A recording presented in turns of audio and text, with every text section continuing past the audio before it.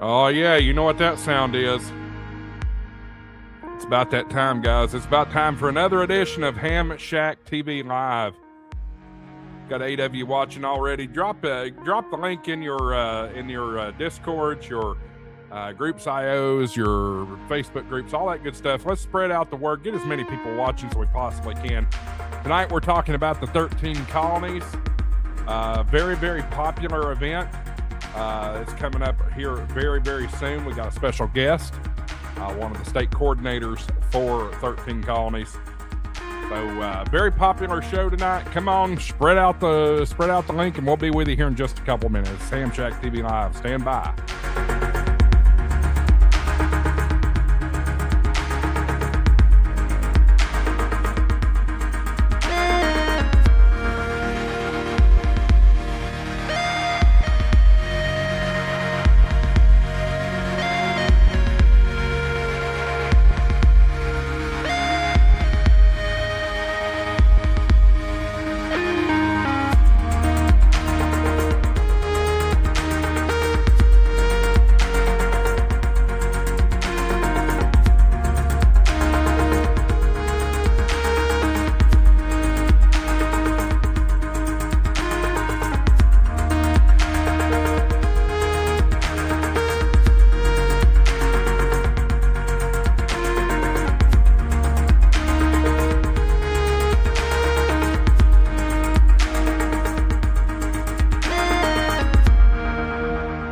Oh yeah, guys, about a couple more minutes and we'll be coming up here live. See a few more folks have joined. Make sure you share out this link. Get as many people watching as we can. It's going to be a great show tonight. Hope everybody's doing well. We have turned the corner. It's a new day here on HamShackTV. Stick around about 2 minutes. We'll be with you here.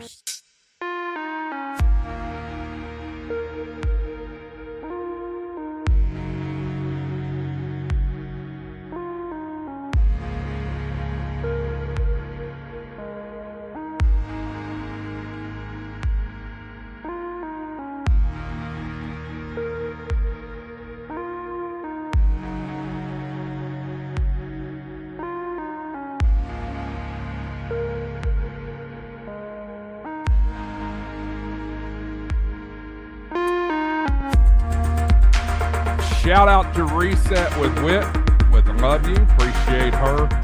Love her too. That is my wife there, the YL. Well, I'm married, so she's an ex-YL. About to start, guys. Stick around. About a minute away.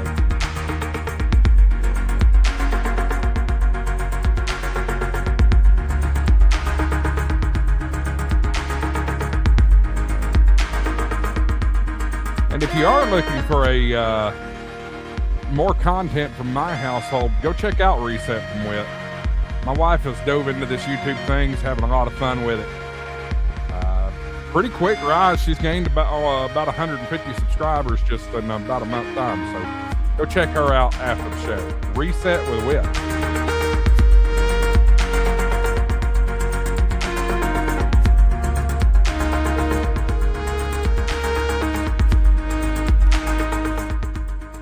All right, guys, it is 8 o'clock Eastern time. 0000Z. So you know what that means. Light that candle.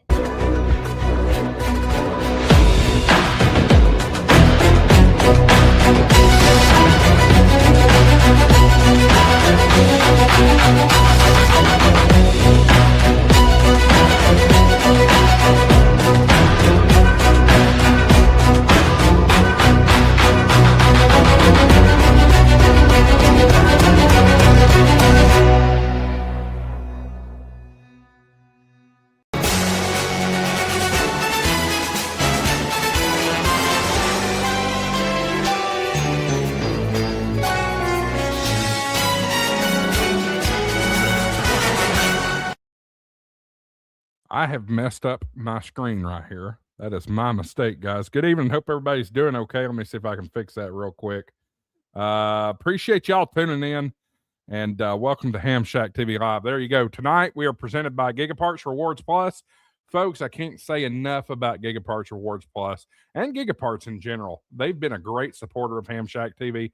I appreciate everything they've done for this channel and helping us grow in many, many different ways. Really cool stuff coming up from Gigaparts I've heard about. So hope you get excited about that. But check out Gigaparts. You can shop in your socks online at Gigaparts Rewards Plus. You use coupon code HamShackTV. You get double rewards points, but that's not enough. Go get Rewards Plus because you get 4 times rewards points, 60-day return window, extended warranty coverage, and the malware antivirus bites. Sorry, I said that wrong. Malware antivirus. Malware bites antivirus. I'll get it right at one point or another. 50% off your first month. Use coupon code HamShackTV at checkout. We appreciate Gigapart's support of HamShack TV. All right. First, on a personal note, I want to say thank you. I have received a lot of support in the past week. We had a very, very difficult weekend. I'm not going to go into the details of that here on the show tonight because I have made the decision that I've turned that corner. So we're not going to talk about those issues anymore. We're going to talk about what's positive in amateur radio going forward.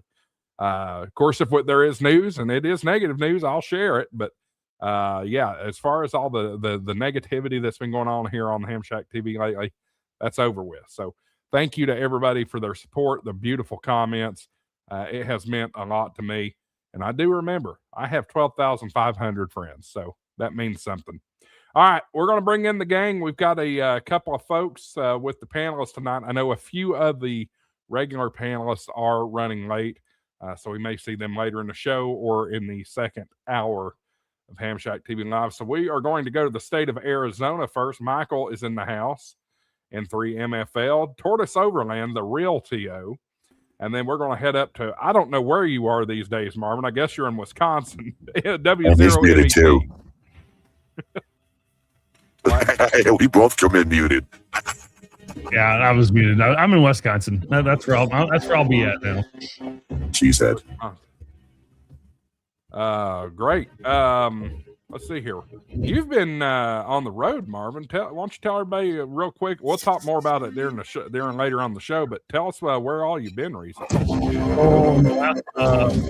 I'm getting somebody's music, and it is bad. Music. Yeah, from you, Michael. What did I do? I don't know where that's coming from. Anyway, so yeah, in the last week and a half, I've been out traveling into Alaska. I worked with my buddy KD4EYF, Mark, from Tennessee, and we went on a little cruise up into Canada and then on into Alaska. And we were able to operate in Vancouver as our call signs of Victor X/Victor Echo 7. I was able to accomplish a Canadian Parks on the Air park activation. And then we were able to go up into, I think we were in Juneau, and we went to a place called Cope Park. And it was a beautiful place to operate. And we were able to make 10 very, very, very tough contacts. And I think we actually made 11. And we struggled for every one of them. It was several hours to make just those 11 contacts. We had some great signals into the U.S. You get 5.7, 5.8, 5.6 reports.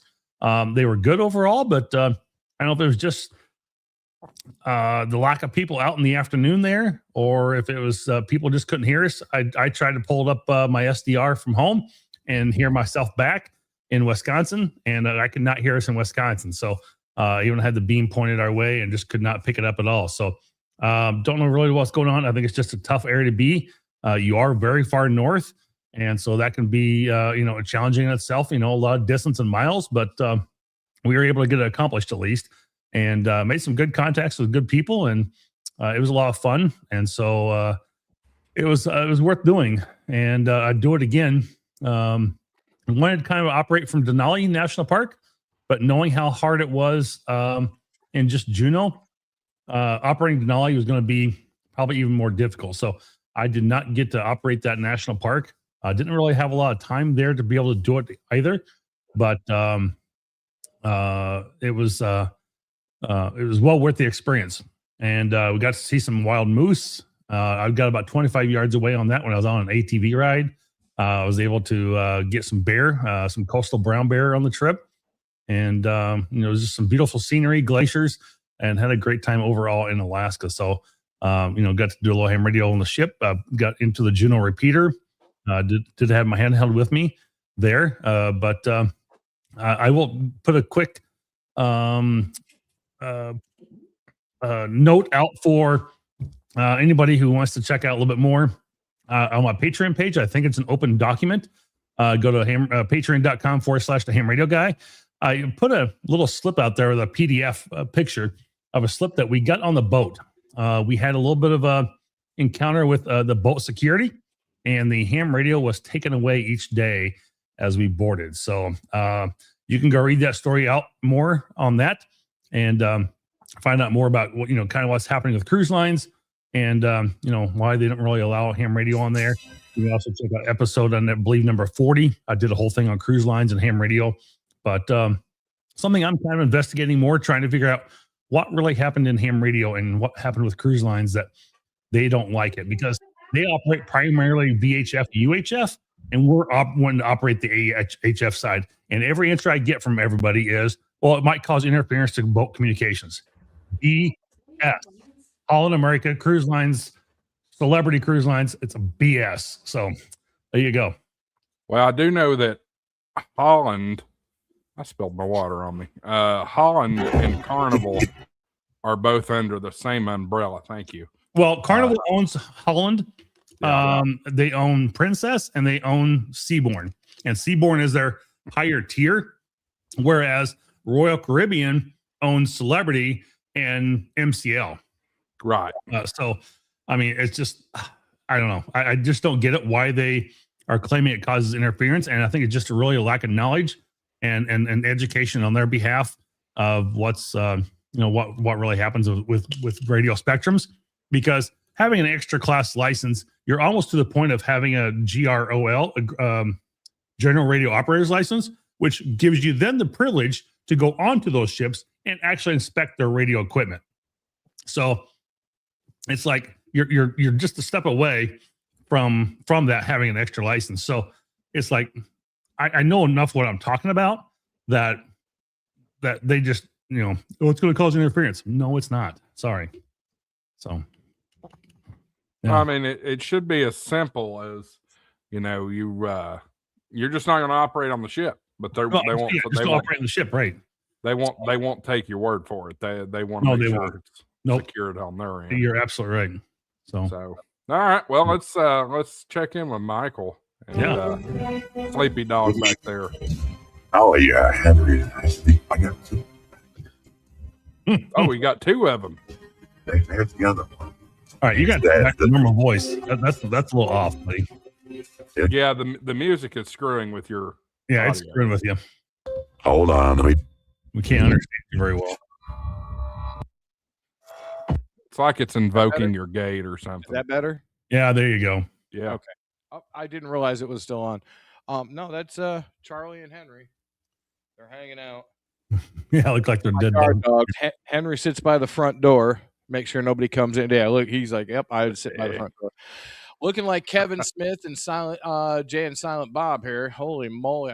I looked at myself in the camera. I was like, oh my God, I look like Kevin Smith. Holy crap. What's going on, gentlemen? Just unpacking here. I got my pod last Thursday, the last stream. I just got it in. I got it unpacked, and now I'm just putting stuff away. I've got a lot of crap. I didn't realize how many.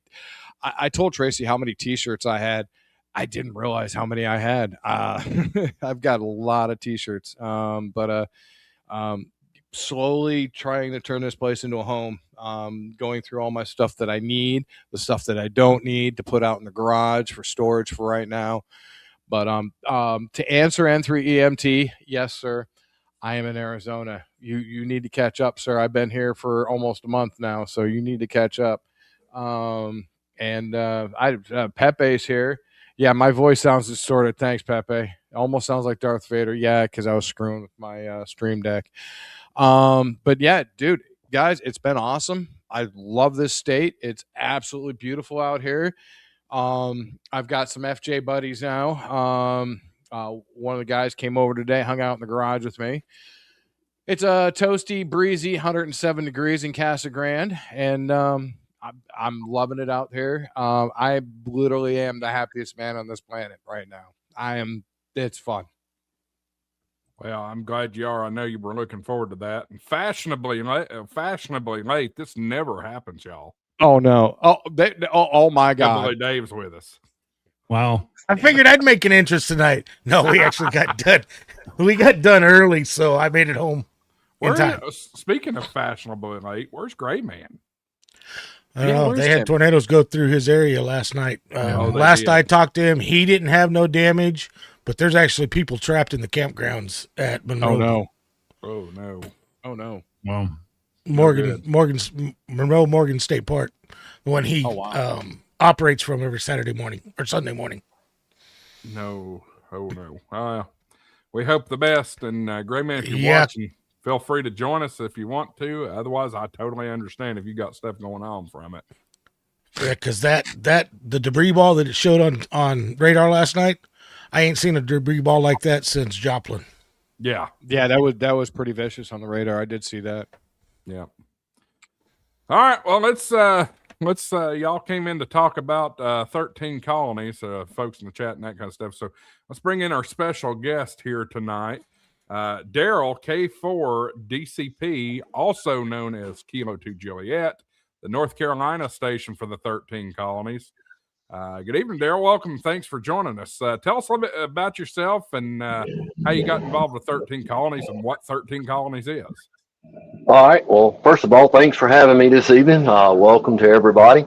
I started back in ham radio and been in the fire service for years, playing with communications and stuff like that. Just getting out there and love communicating and working on different things. And I started chasing DX and local repeaters and calling nets, and all of a sudden I had the opportunity, before I actually got in doing any contesting, I got an opportunity and got an invite if I would like to be a K2J operator. I had chased the 13 colonies for several years, trying to get all the different colonies to get a clean sweep to get a certificate. And then all of a sudden I got the opportunity to ask if I wanted to be an operator for North Carolina. And I was like, sure, I would love to do that.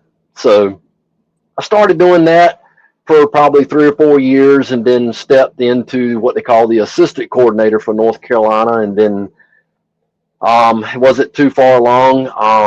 I stepped into the position of the actual coordinator. Basically, I oversee North Carolina. We try to get the operators get lined up and getting ready for the whole 7-day event with the 13 colonies. And I have created not only me, but we've got about a total of 40 operators in North Carolina that are K2J operators. We have operators that can do FT8, digital, FT4, sideband, CW, satellite. Satellite's a big thing. We do we do a lot of 2 meter. But I got a really good team. We've been the top operator team for probably 2 years in a row. We've been in the top with the most QSOs made during 13 colonies. I can't take credit for that. I have to give the credit to my team and my core team. I've got an assistant coordinator and people under me that help, because when you start producing the numbers of QSOs made, during the 13 colonies, it went from a little small event to a very large event. And it's probably one of the most sought after ham radio special events out there today. But that's kind of an overview right quick of and we try to promote it and get it out there and get with a lot of the, local YouTubers and stuff and people that don't know about the 13 colonies, get it out there. And it's really the support, and we really think about our veterans. Really, when you think about it, that's what it boils down to. If it weren't for our veterans, none of us could be here today having fun like we do. Yeah, absolutely. Let me pull everybody back in here. So I'm looking here, and you guys can look as well. 13colonies.us is the website. This is a really fun event. I've participated about 4 years now, I think. I'm looking at this little document here, and Benjamin Franklin W3BRF. Is that a new bonus station I'm seeing? No, that's not a new bonus station. That was just that's really just kind of what you would say a mock-up, but no, that is not. We will. Okay. Yeah, it's a mock-up. We still run the 3 bonus stations. They're still the same: England, France, and the Philadelphia station. Yeah, absolutely. Interstellar Starman. My 10th great grandfather on my father's side landed in Virginia in 1633. So a lot of you that know your legacy or your heritage and that kind of thing, you know that this event means something to you, because it's all about the founding fathers and the founding, and especially considering this year is America 250. So that's going to make this thing special. What are we, 18th year of this event, Daryl? Yes, sir. That is correct. Yes, sir. Fantastic. Well, somebody pick it up. If you got questions or answers or comments. Yeah, Daryl, how many roughly contacts do you guys alone make in as a total number of contacts in Carolina there? Last year alone in 2025, the K2J team did over 33,000 contacts in 7 days. I got, like I said, I got to hand it off to my team. It ain't my team, it's our team. I've got a lot of professional CW contesters, sideband contesters, and I always have to. I gotta say this. This is really funny because it's a short one, but being the North Carolina QSO party, I've been fighting for trying to get a first place in the North Carolina QSO party for several years now, and last year in 2025. Chuck, he is our QSL manager for the K2J. He beat me last year. Let's see, he beat me out, I think, probably about a couple hundred QSOs in the North Carolina QSO party. And I sent him an email congratulating him. And he saw my signature page, and he called me. He's like, "Hey, I see you're the coordinator for the 13 colonies for North Carolina." And I'm like, "Yeah."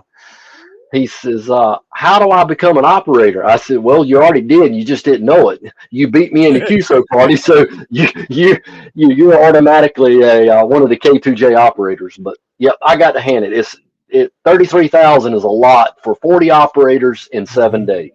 If you are an operator in one of those states and you can get a hold of the coordinator and you want to be a part of that. Being a former K2H, a Massachusetts operator, when I had a station there, it is a absolutely blast. It is a steroid on drugs, adrenaline dump when you are getting all these contacts shooting at you. I mean, they make over, Daryl, correct me if I'm wrong here, but I want to say it's over 250,000 contacts almost every year, isn't it? Yeah, the total. Sorry, let me get my.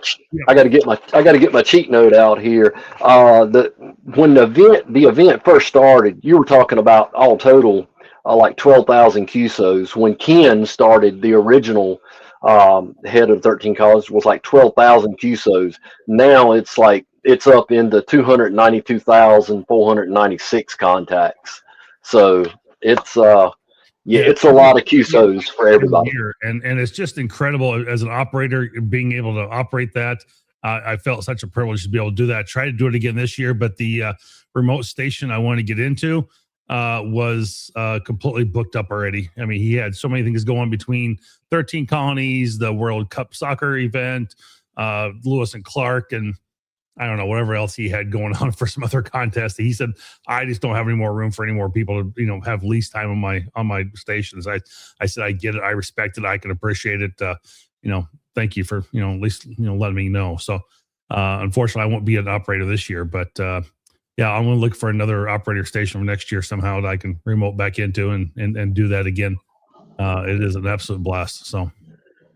Yeah, you said something just a second ago. You're exactly right. If anybody out there is ever wanting to be possibly an operator for any of the 13 original colonies, just go to the QRZ page and type in, K2A or K2J, and there's contact information on there for the state coordinators, and just send them an email and say, hey, I'd like to do that, and they should respond back to you. And if they're not already, filled up for this year, put your name in the hat for next year, because there's people that drop in and out every year. So absolutely. There's usually a lot of times on the slots. I mean, I know the coordinator for Massachusetts, and there's a lot of, he has, like 20 some operators, but there's still a lot of time and slots available that don't get filled. That, you can do this around the clock, 24/7. And, somebody may be doing it from 4 to 6 one night and not really have any time available from 6 to 10. So, there may be some slots available. You might be able to fill in here and there. And I know one thing. I worked last year, and I worked a lot of early morning shifts, and that was really tough. I didn't get a lot of contacts then, unfortunately, early morning. But I was kind of surprised. I figured there'd be a lot more people out there searching it. But you start about 1 or 2 o'clock in the afternoon, and you go till late in the evening. It is just a jam-packed session. Yeah, you're exactly right. It's always, even excuse me, with even K2J having about 40 operators, there's always times that's available to be able to get on the air, because we work basically, one band. We work, we don't normally put more than one operator on sideband, say 20-meter sideband. We don't load it up with 3 or 4, because it can get confusing. And every good event, you always have pirates out there. You're familiar with that, so you got to be careful with that as well. Well, the other thing we need to make sure we mention here with 13 Colonies is that it's also CW, single sideband, and digital mode. So you've got all 3 that you can actually work. And so, the goal is, and I know there's people who've done it, who get all 3, CW, single sideband, and digital, and work it. And one of the best things is their I'm sorry, I'm still in the show from there a little bit here, but some of their you go to the QRZ pages, and some of the QSL cards that you get for each year, they're just absolutely just beautiful. They're beautiful. Oh yeah, they're beautiful. And you get their 13 colony where you've worked all 13 plus any bonus stations, and it's just a cool thing to have. I have a collection from every year that I keep. So. Yeah, it's a lot of time put into the QSL cards. Every year we choose something different. We try to do something different with the QSL card. And for an example, for K2J, on the back of the card this year, on the K2J card, is the Halifax Resolve. It's where pretty much the independence was read there in Halifax County in North Carolina. So we try to represent different parts of North Carolina every year. And we change the cards up every year, the front and the back of the card, trying to represent everybody, give everybody, a chance to be represented throughout North Carolina. Yeah, like one year you had a bunch of battleships, and other times you had like battlefields, and you've changed it up quite a bit. So for sure. Yeah, we try to incorporate everybody, even like parks on the air. We go out to the battlefields at some of the parks on the air locations. We try to be very, what's the word I'm looking for? Kind of strategically trying to get out there to draw the crowds and create the pile-ups, and go to the very unique parks and stuff, and battlefields and stuff like that. And as you're speaking with that, let's do a reminder to come back to the Halifax Resolve. We'll come back to that here in a little bit later on in the show. Absolutely. Anybody else? Dave, why don't we go from you? We ain't heard from you yet. 13 Colonies is probably my favorite special event. I still have not got a clean sweep on it. I tried to do it with just 100 watts. Can't remember what regular station I missed last year for that part of it, but the French station, the only year I got it, then I couldn't get half the other ones. But that station is the one that usually stops me from getting a complete clean sweep. Yep. That's the one I can't ever get either. Yeah, that's the same with me. One year, I thought I was going to get it. Got the French station, got Great Britain on D Star, but I couldn't get WM3 pin. And usually I get that station every year, no problem. But I would say 13 colonies, and I've been doing it and I haven't sent away for any of the QSL cards. I think this year I'll send away to each of the stations I actually get them. Oh yeah. Should have sent away for them before, but I want that clean sweep, and until I get the clean sweep on single sideband, I'm not even going to try to sign up and operate as a operator. I want that clean sweep at 100 watts. Well, it's probably if for those who are going to do QSL cards, they do print a limited number of QSL cards. Again, Daryl, change me if I'm wrong, but here, they do have a limited number of cards, and sometimes they have ran out. But it does cost put it this way, cost each state a little bit of money to be able to send and receive those and buy them. And so put your card in and put them in early. And so there you go. Oh, that's party. Yeah. That's party. Clean sweep, baby. I've done it. But did you do it 100 watts, or were you using your amp? My amp is destroyed, but at the time I didn't have an amp at the time. Oh. So no, has nothing to do with the amp. No, but it sure makes it easier. Yeah, it does. Yeah, it does. Just what I'm saying is, though, for those who are going to send in a QSL card, send in. I don't care if it's $2, $3, $5 or something. It just helps offset some of that cost of their shipping, the stamps, and the QSL card cost, because there is some associated with it. So as much as we are cheap ass hams, I'll say it, put a dollar or two in there to help offset some of that cost for them. They do appreciate it. So go to the bank, get $21 bill, and throw some dollar bills in each one of them. So, and Interstellar Starman, yes, D Star counts. Yes, D Star does count. Yep, it's a digital mode. So it is. The chance of you getting a clean sweep if you're just solely relying on D Star is probably slim. But it's still fun to participate. Only station I've ever seen on D Star is Great Britain. It's the only one I've ever seen on it. Really? I think I've seen a state or two on there before. I think. Yeah. We try to run. When I say all bands, all modes, I mean we run all bands, all modes. We even run 2 meter, believe it or not. Because some of the locals, love to get on 2 meter simplex and try it. But yeah, pretty much all band, all modes. We even have some operators that will do some AM stuff on AM as well. Right. Yeah, the AM. I love AM, but I'm not gonna. That's just mode talk. Oh, if I see him doing AM, I'll try to get him on AM. AM's to me, that's the best form of voice. Well, my mama always said I had a voice for radio, or was that a face for radio? No, you've got a face for radio. That's right. I'm not even gonna comment on that. Nope, I'm gonna leave it alone.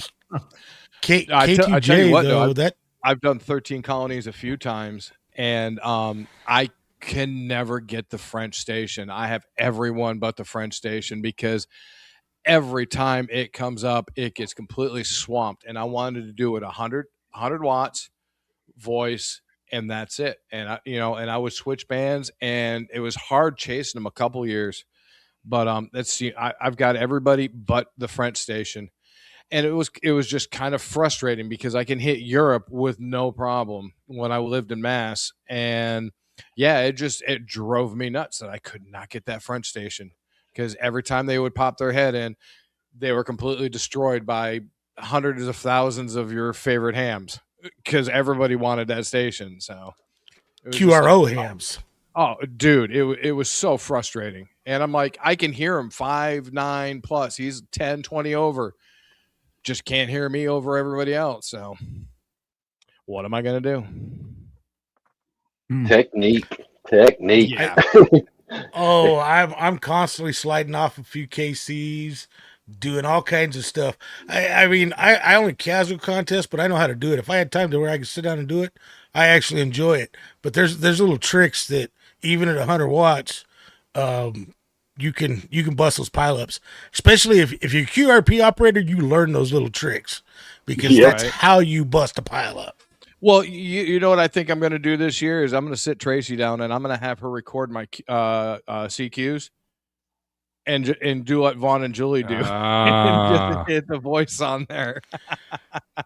I will say though, K2J, I've only had 1 year I had a hard time getting you guys. And because normally in Missouri, I've got a pipeline to North Carolina. And I think it was 2 years ago. I've never had a I problem don't with know. K2J. I don't know what it was. What was going on? You guys were one of the stations that I couldn't get.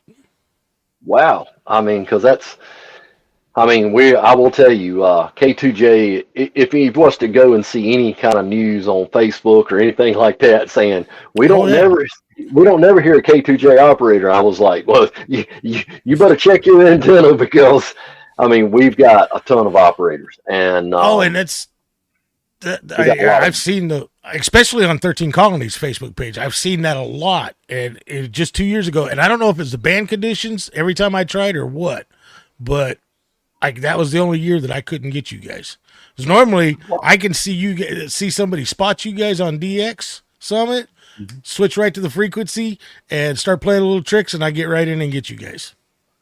Yeah, I mean, when I say we've got, and it ain't so much when I say the big guns, but we've got a lot of big gun stations that when I say have mega towers, beams, and I mean, believe it or not, I know a lot of people's going to say what, but I've got a little trick that I do for our friends hams out there on the West Coast.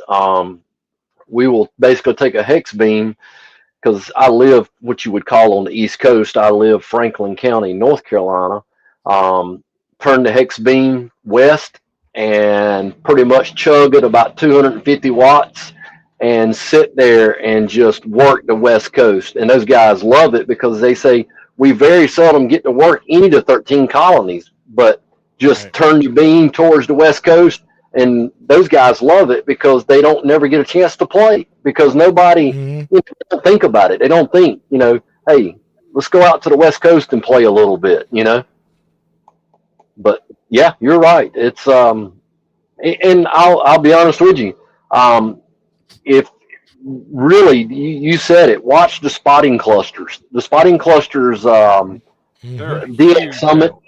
Huge. Yeah, they are. Yeah. And we try to spot ourselves. I normally spot a lot of our guys working on the Facebook page, and I try to watch that. If we had a gentleman last year said, hey, have y'all got anybody working, 160 meters? Because I'm trying to get a clean sweep on every band. I was like, yeah. Matter of fact, I said, he was just on about 15 minutes ago. And he's like, any way you can get in touch with him, I really want. So we called him and put him back on the air, and that guy wanted a 160. He wanted a contact on 160 meters. So we try to accommodate anybody if we can. Earlier question a while ago, somebody brought it up. Yeah, K2J, we normally order 1,000 QSO cards. You were talking about that earlier. So we try to cut it off at 1,000 QSO cards. That's what we order in the very beginning, because if you send a request in and ask for a QSO card from K2J, you're going to get one, whether you send a $1 donation or whether you do a self-stamped envelope or not. If you show that you made a contact with us and our QSL manager Chuck, he will send you a card back. We have always ended up sending out close to probably 980. Last year, K2J sent out 980 QSL cards. Everybody that requested one got one. If we do run out of 1,000, we will buy more. I got eat up last week on Facebook. If we couldn't afford no more than 1,000 QSO cards, why don't y'all do something different? Well, you got to put a point somewhere, because last year I did all the QSL myself, and after July 7th, I was still doing QSO cards in December. Wow. And yeah, I mean, and I pretty much did it right by myself, and my YL, she helped me some with it, but it didn't take but a little bit. You can't do it all. You got to have help. And luckily this year we got a QSL manager, and we do a lot of stuff electronically. And I'll get on that certificate too in a little bit, whenever y'all want to do that. This year it is a major change with their certificate coming up. So that's that for this year in 2026, which is pretty cool. You want to go ahead and just talk about that now? Yeah. Yeah, go ahead, go for it. Sure. Yeah, Yeah.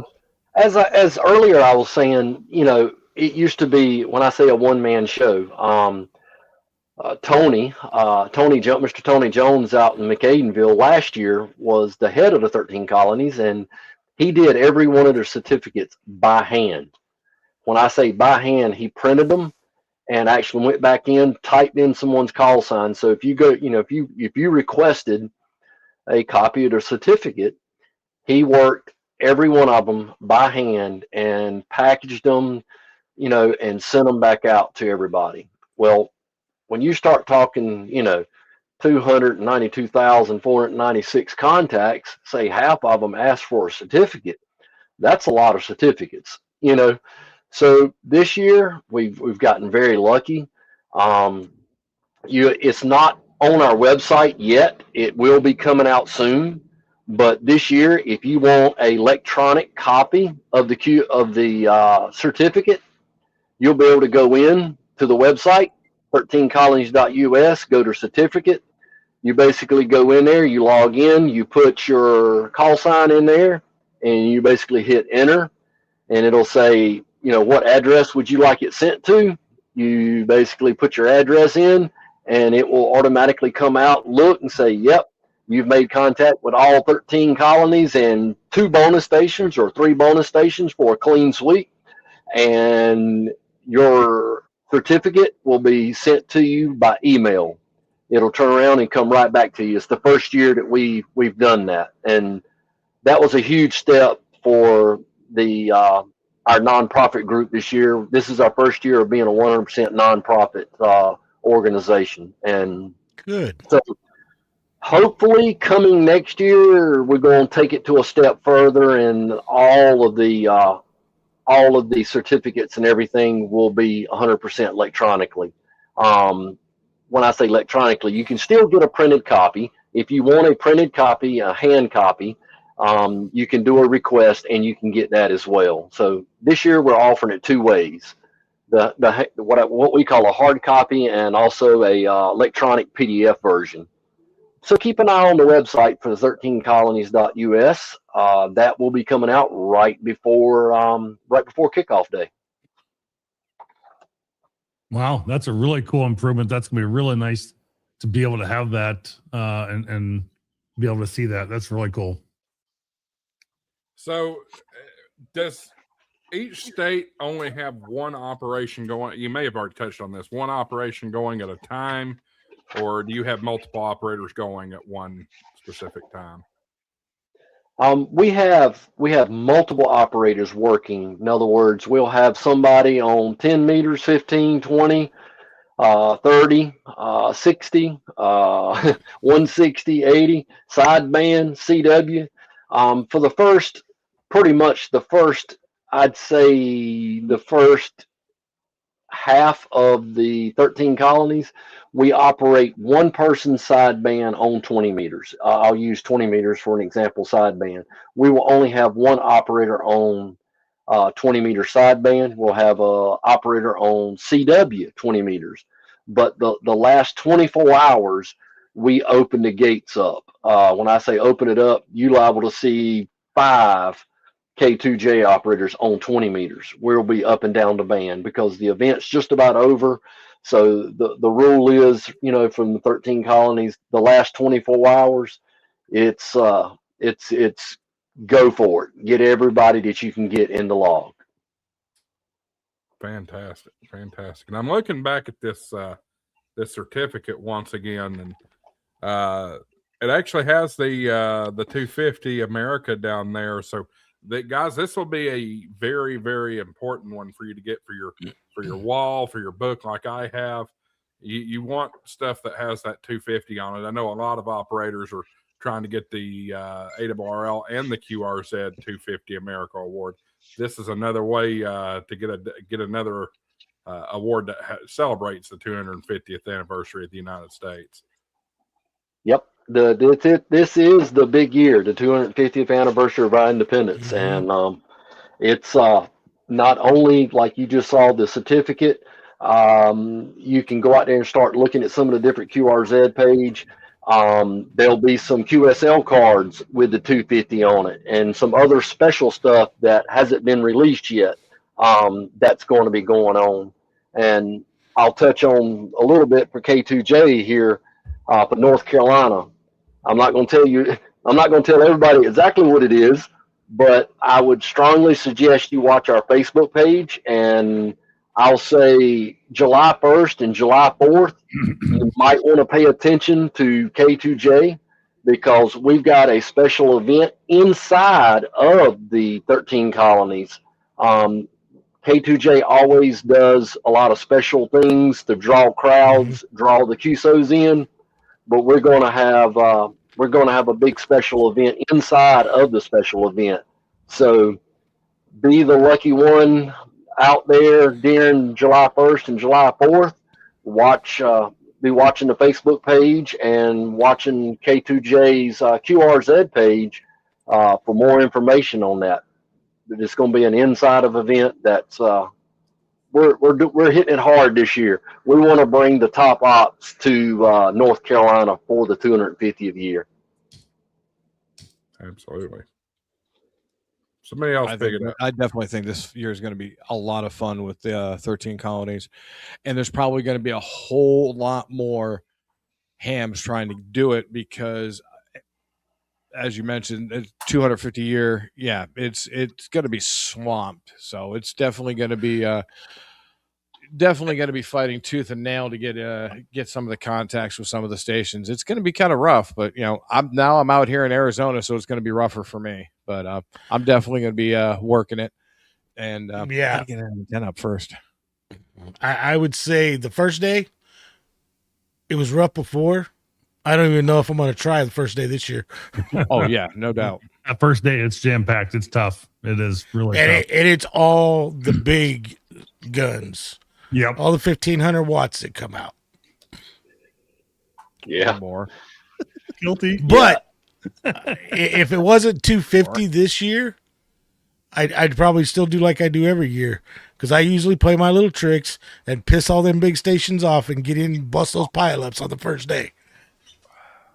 Well, I will tell you, from me being, I call it an experienced operator, there's multiple times where I'll be sitting there, and I mean, honestly, I've got a station that is 20 over on me, but I hear way down in the background, Whiskey 3. I could barely hear it, and the big gun station, I'm like, I hear you, but hang on, Whiskey 3 station, And he's like, how did you pull me out of all of that? I was like, I just heard that light Whiskey 3, and it's, I mix it up. People try to figure out me as an operator, is he picking up on the first of the call sign? Is he picking up on the last of the call sign? Well, I'll pick up 4 or 5 on the the Kilo Alpha station. And then I'll go to the prefix Whiskey Bravo station. They're like, he's all over the spectrum. What is he doing? They can't figure me out. Well, that's good. This is where having the parametrics of your microphone and your equalization, right? And you can set that in. And I know you can do it in Yaesu. I know you can do it in a Flex. But having your microphone set for rag chew versus contesting, and your voice and how it comes across, can make all the difference to these operators and how this is set up. Because a big deeper voice, when you get W0 MET in there, I mean, I can just boom in there at somebody's station, but you get somebody that's in there a little bit later, and maybe they're older or whatever, and it's like OPS, and it's like barely hear that. You want that sometimes that boom in there. You want that punch to really come at you, and that can make all the difference in the world to getting through sometimes. Daryl caught on to what I was talking about when I was sliding off 1 or 2, 3 KCs. People don't realize I might only have 100 watts, but I'll guarantee you if I slide off those couple of KCs, they're going to pick me out of those 1,500 watt stations because I sound completely different than everybody. Yeah. Yeah, it's almost what I call piercing. You're almost penetrating, piercing it through there, and that's you're exactly right.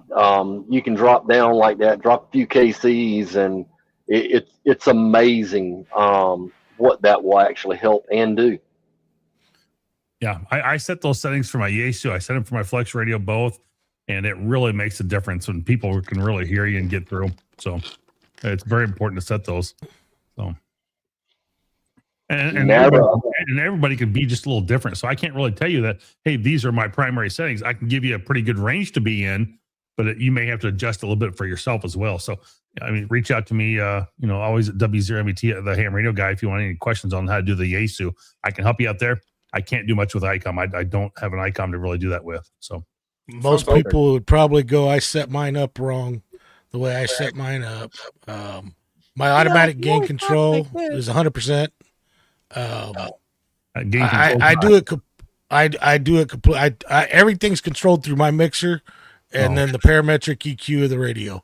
I don't let the radio with the automatic gain control any of my audio. Okay. Yeah. Hey, Dave. Mm-hmm.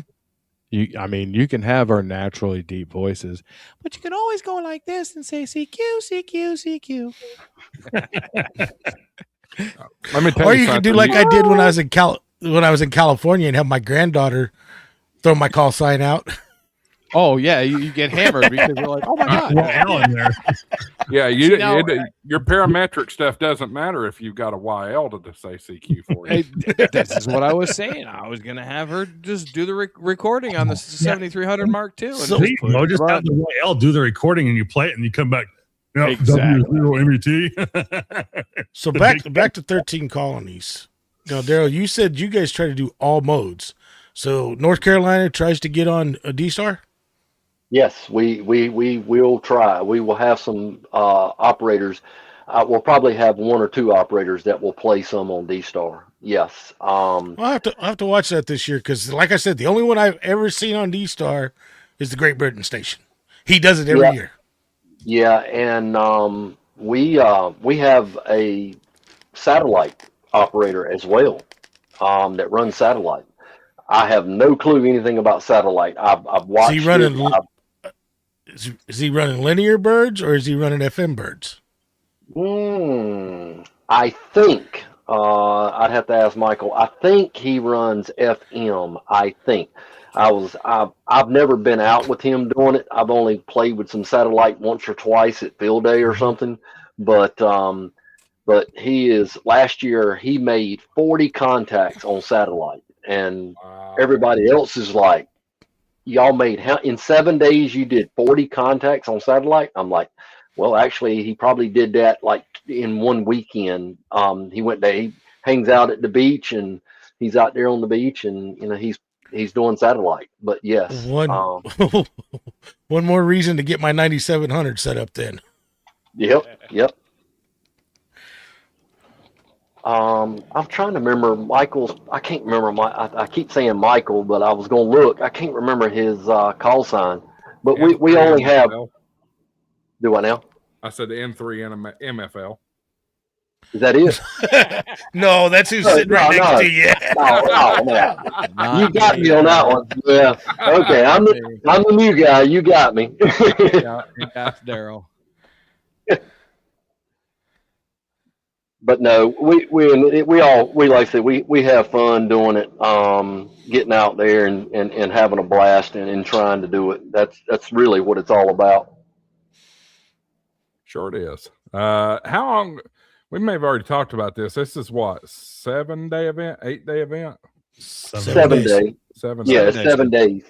Yeah, it starts on July 1st at 9 o'clock Eastern Standard Time. and runs to July 7th at midnight. And that's Eastern Standard Time. Yeah, absolutely. Yeah, I see it right down here. So Eastern, the real time zone. Yeah. And all the colonies, I might add, are Eastern time. Yep.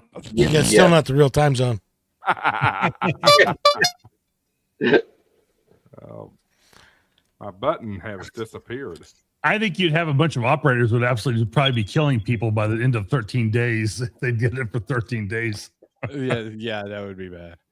Some of those operators in some states sometimes can become a little pissy and a little, a little aggravated because people just come at them so hard and so much, and they're saying 0 calls only, 0 calls only. W4 that drives me nuts. Like I said, 0 calls only, and then a whiskey 5, and like, oh my gosh, November 3.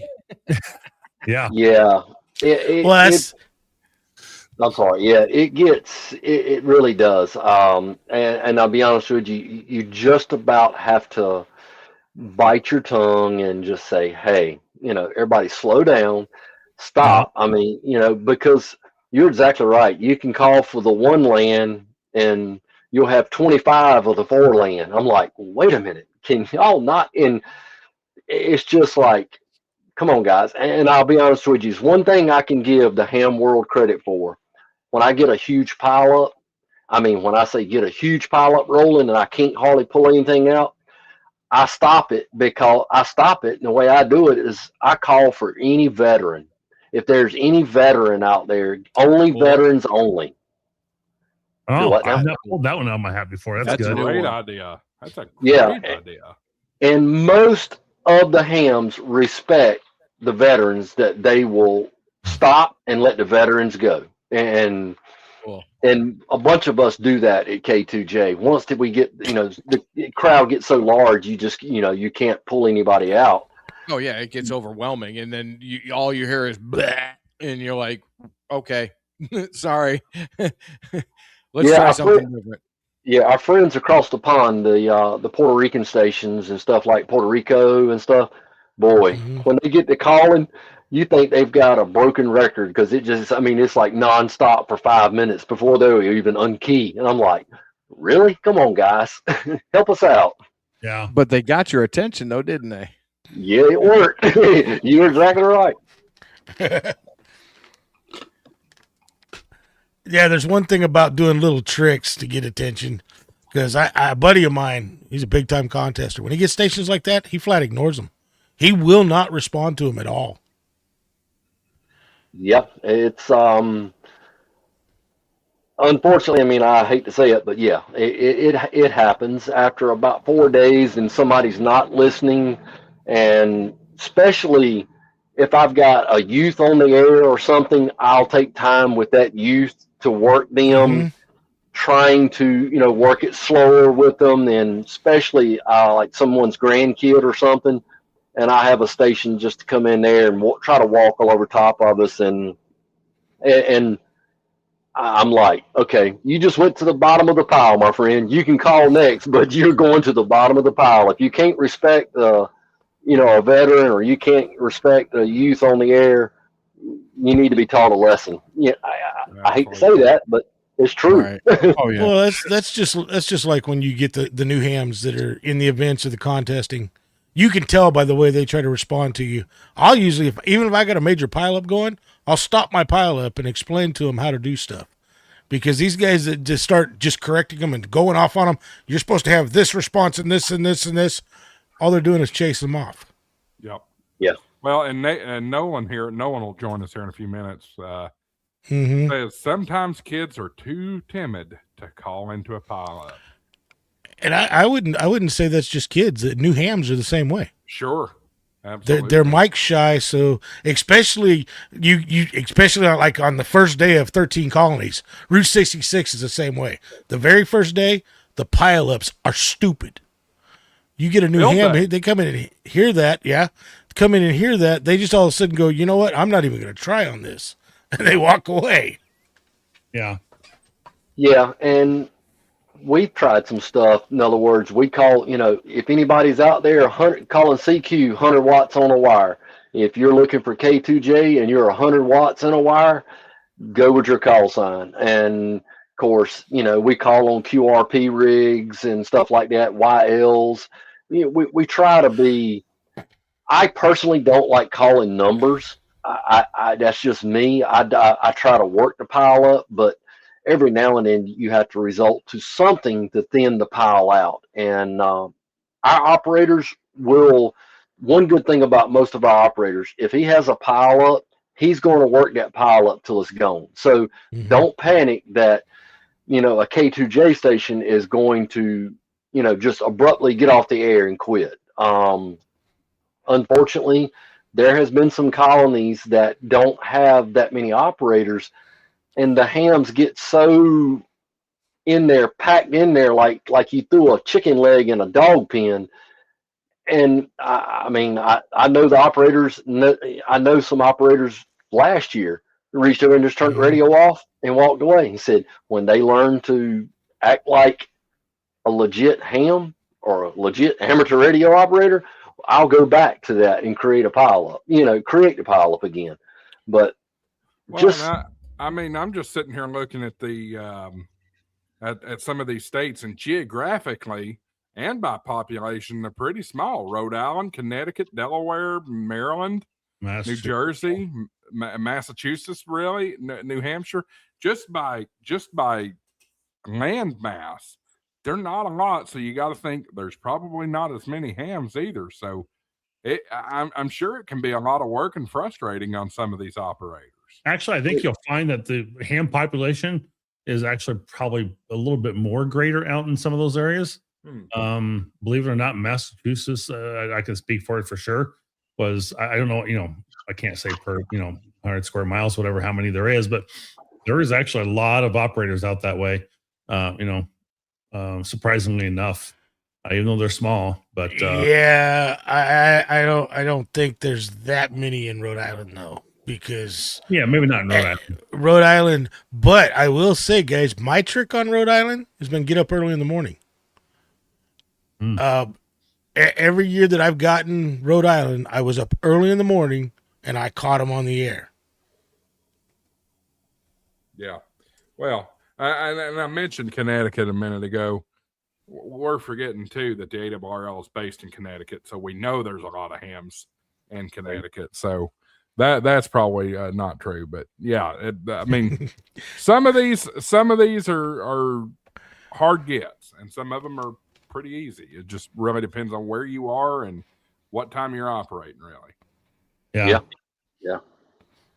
I can't remember which colony it was, but they only had like 4 operators, and it was last year. I think it was last year. They only had 4 operators for that colony, and they did a heck of a job. They stayed busy for 7 days, and it was an older gentleman, and not age doesn't have, but he kept the same speed, the same pace, and I listened to him and I was like, he's got it down to a science. I mean, it was amazing to listen to him last year, but he did good. Yeah. Was that WM3 pin? No, no. He is one of the bonus stations, and I will say Bob is now our coordinator for the entire 13 colonies. He is the director of the 13 colonies. That's the way he operates. Yeah. He operates at one pace. Yep. Bob and Bob also, I mean, he's got a pretty nice station set up, and he gets Philadelphia out there on the air, and he works it. Matter of fact, I think he's working the World Soccer League right now. He's doing that special event, so he's getting a double dose. He's working that event and coordinating part of that. I forgot what it's called now, but the World Soccer Series or something. The World Cup. The World Cup, yeah. Yep. And he's going to roll right out of that and roll right into the 13 colonies. He asked for it, and the old sign was like Toyota. He got it. Yeah, there's 2 special events that I look forward to every year, and that's 13 colonies and Route 66. Yep. Those are my two favorite events, and those two special events have probably some of the best operators out there that actually run the special event stations. Yeah, and I also want to point out too, I put the wrong guys up. There is a specific log that you have to submit for your awards on this, and this is it right here: 13colonies.us/log sheet. But if you're on the website, it's right up there. So you'll want to report date, UTC, frequency, signal, report, and mode. And then down here at the bottom, excuse me, you can mark what endorsements are. So if you did all QRP, there you go. If you did all phone, blah, blah, blah, blah, digital, that kind of stuff. There is a donation request, and guys, support these guys because this isn't free to do, especially to print this stuff and ship it and all that kind of stuff. Take care of their donation request, or maybe throw them a little more if you can. Fill in your address, mail it in, boom, you get your stuff. Yeah, and right now the 13 colonies has no major sponsorship right now at all. It is just what you just said. If you drop a donation in, it helps out for someone. And I will say, we will not deny anybody if they send in for a certificate or a QSL card. There's no colony out there that will say, okay, you didn't make a donation, we're not sending you anything. That's not the way it works. If you send something in, we will send you something. But please, if you can make a donation, it will go and help any of our veterans or some of our, fixed income hams that can't afford, but they would like to do it. So we have operators take money out of their pocket. We have colonies that take money out of their pocket to make it happen, and that's okay. I mean, that's what it's all about. Remembering our forefathers, back in time. Absolutely. Marvin, I think you were about to say something. I was just agreeing with him that they take money out of their pocket, and anything you can do to give a little bit of a donation to them, they are greatly appreciative of that. And I know one of the things that Massachusetts does is that they'll get he'll send the request out to everybody, but then we'll get a date set on a Sunday afternoon, and we go through and do all the QSL cards as much as we can in one day. About a week or two after the event, and then there's a couple others will trickle in. He'll kind of take care of those on his own, but be patient with the cards. Again, it may be one person doing them, it may be a group of them doing them, but they may not be able to get together for 2 or 3 weeks because they're waiting for cards to come in, and people, sometimes they're 2, 3 4 weeks later before they actually send them. So, be patient in getting your cards, and they will come. So. Our friend Tim out in Guam, EOD Kaboom. So for those who don't know, what are the stations and what are the bonus stations? Take us through that again, Daryl, if we haven't already. Yeah. For an example, the different colonies go from Kilo 2 Alpha through Kilo 2 Mike. That's the 13 basically colonies. That's Kilo 2 Alpha all the way through Kilo 2 Mike.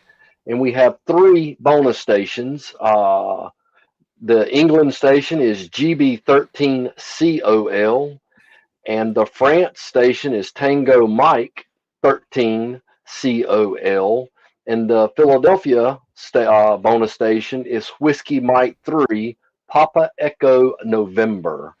That's the 3 bonus stations. And all of the bonus stations work digital, CW, and sideband for sure. And I know they work those bands for sure. Mm-hmm. Last year we had a little bit of a problem with people being pirates. That happens with any special event or any big contest, or per se, mainly special events. But listen out for the operators. The operators, for an example, you'll hear me or you'll hear or like K2J operators. This is Kilo 2 Japan, or this is K4 DCP operating as Kilo 2 Juliet. A lot of times you can go to the K2J QRZ page and you can look and see the personal, call signs. Oh yeah, that guy is, there it is on QRZ. There's his call sign. He's operating as Kilo 2, Juliet. And another idea to help verify that is watch for them on DX Summit. People spot these guys all the time. So if you work them and you're a little suspicious, just check it out on DX Summit, because if they're legit, they'll probably be there. Yeah. Yep. Yeah, but I've seen pirate. You got to be careful there too, because I've seen people, they think they worked the actual station, and so they spot them. Yeah, that's true. Yeah, and we know it's out there. We know it's happening some, but and it's okay. That's something else too. I meant to mention. Just because you work us one time doesn't mean you can't work us again. Even though, say, you've worked us on 40 meters, and I worked you on 40 meters, but I just want to make sure, remind your log. I've had that to happen. Someone say, hey, I think I worked you last night on 40 meters. I'm like, no, you didn't work me. You may have worked one of my other operators. We got 40, and it's okay. Dupes are okay. We don't get bent out of shape. It's perfectly fine. We don't mind working dupes or different bands or different modes. That's more the merrier. Call us. Make sure you get in our log. That's with any of the colonies. It's the name of the game for sure. And like he was talking about earlier, try to work them on all bands. I mean, that one year he had a guy reach out to him so he could work 160 to work all bands. Mm-hmm. We'll try to accommodate. Like I said, our email address is on our QRZ page. We monitor Facebook. K2J K2J North Carolina 13 Colonies Special Event is our Facebook. We monitor that closely during the 13 colonies. If you got a special request, we try to meet your request. For sure. And I was just thinking about it. It'd be a really, really cool award, and it'd be a heck of a challenge. Hell of a challenge. But what if you could work each station and the bonus stations on all bands? That almost sounds impossible, but I think that would be worthy of a plaque if you could pull that off. Yeah, there's several operators out there that they'll tell you on the air, I really need somebody on 15 meters. I'm trying to work, all stations on sideband, then go back and they'll try to work it on CW, and then these stations try to work it all on digital. And there's stations that do it. I just don't know if all the colonies will do like 160 and 160 this time of the year in the summer months. It's hard. Band conditions ain't in the best favor. Definitely a winter band. No, exactly. But we try. I don't mind listening to static crashes. If I get a pilot, I'll make it happen. But the static crashes are horrible on 160 in the summer months. Oh, yes, they are. Yep. All right. Well, let me send a charge out to the chat if there's anybody in the chat that has a question for you. Now's the time to send it. So go ahead and drop it in the chat, and we'll get it addressed by Daryl. And if he doesn't have the answer, I'm sure he knows somebody that can find it. Yep. Sure. That's for sure.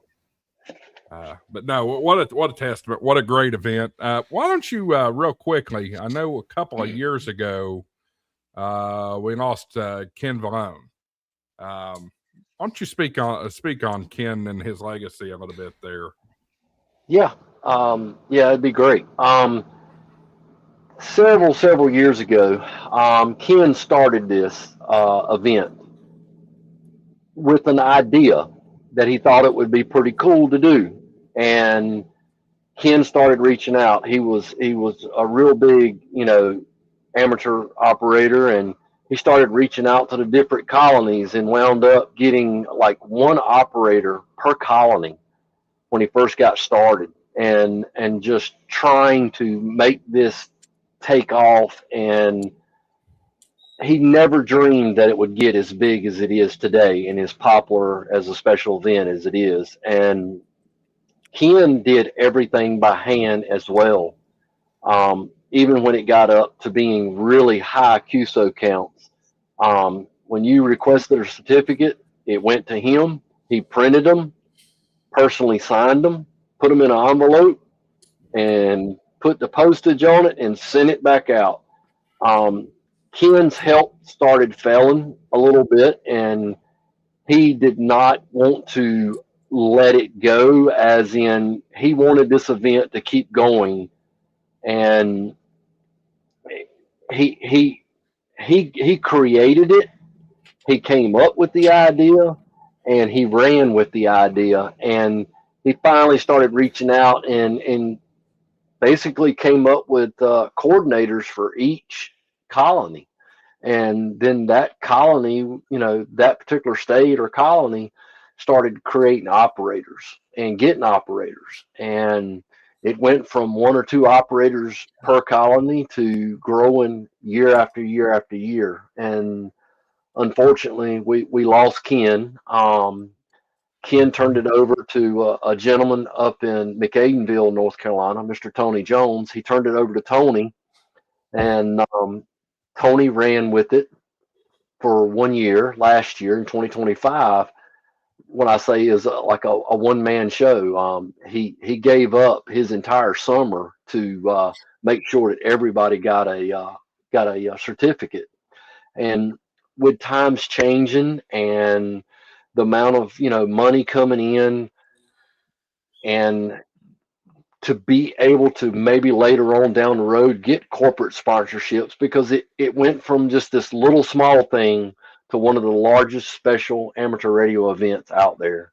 And so they've kind of created a club and created a nonprofit group. We now have, we've got a director, we've got board members, we've got a treasurer that keeps us, keeps everything on the up and up. Financial reports come out. So that way, it's got to where it's a lot. It's a lot of certificates coming in, some donations coming in, and to keep up with all of it and keep everything on the up and up, and keep everything on the forefront. And the main thing is to keep the 13 colonies continuing year after year in Ken's memory. That's basically what it boils down to. Nobody wants this program to die on their watch, because Ken and his family just really wanted to see this event to continue on. So we miss him, we really do, because it's I had the pleasure of working under Ken for I think about 2 years before he passed and became a silent key. Absolutely. We are Go ahead, Josh. Dave. No, go ahead, Dave. I was going to say, Daryl, after that, I personally want to thank you and every one of the volunteers for not only putting it on, but keeping it going. Like I said, 13 Colonies is my favorite special event. Amen to that. Absolutely. Yeah. So I want to put it out to you and all the volunteers, because I understand what it's like to put this kind of stuff on. It's just like putting on a ham fest.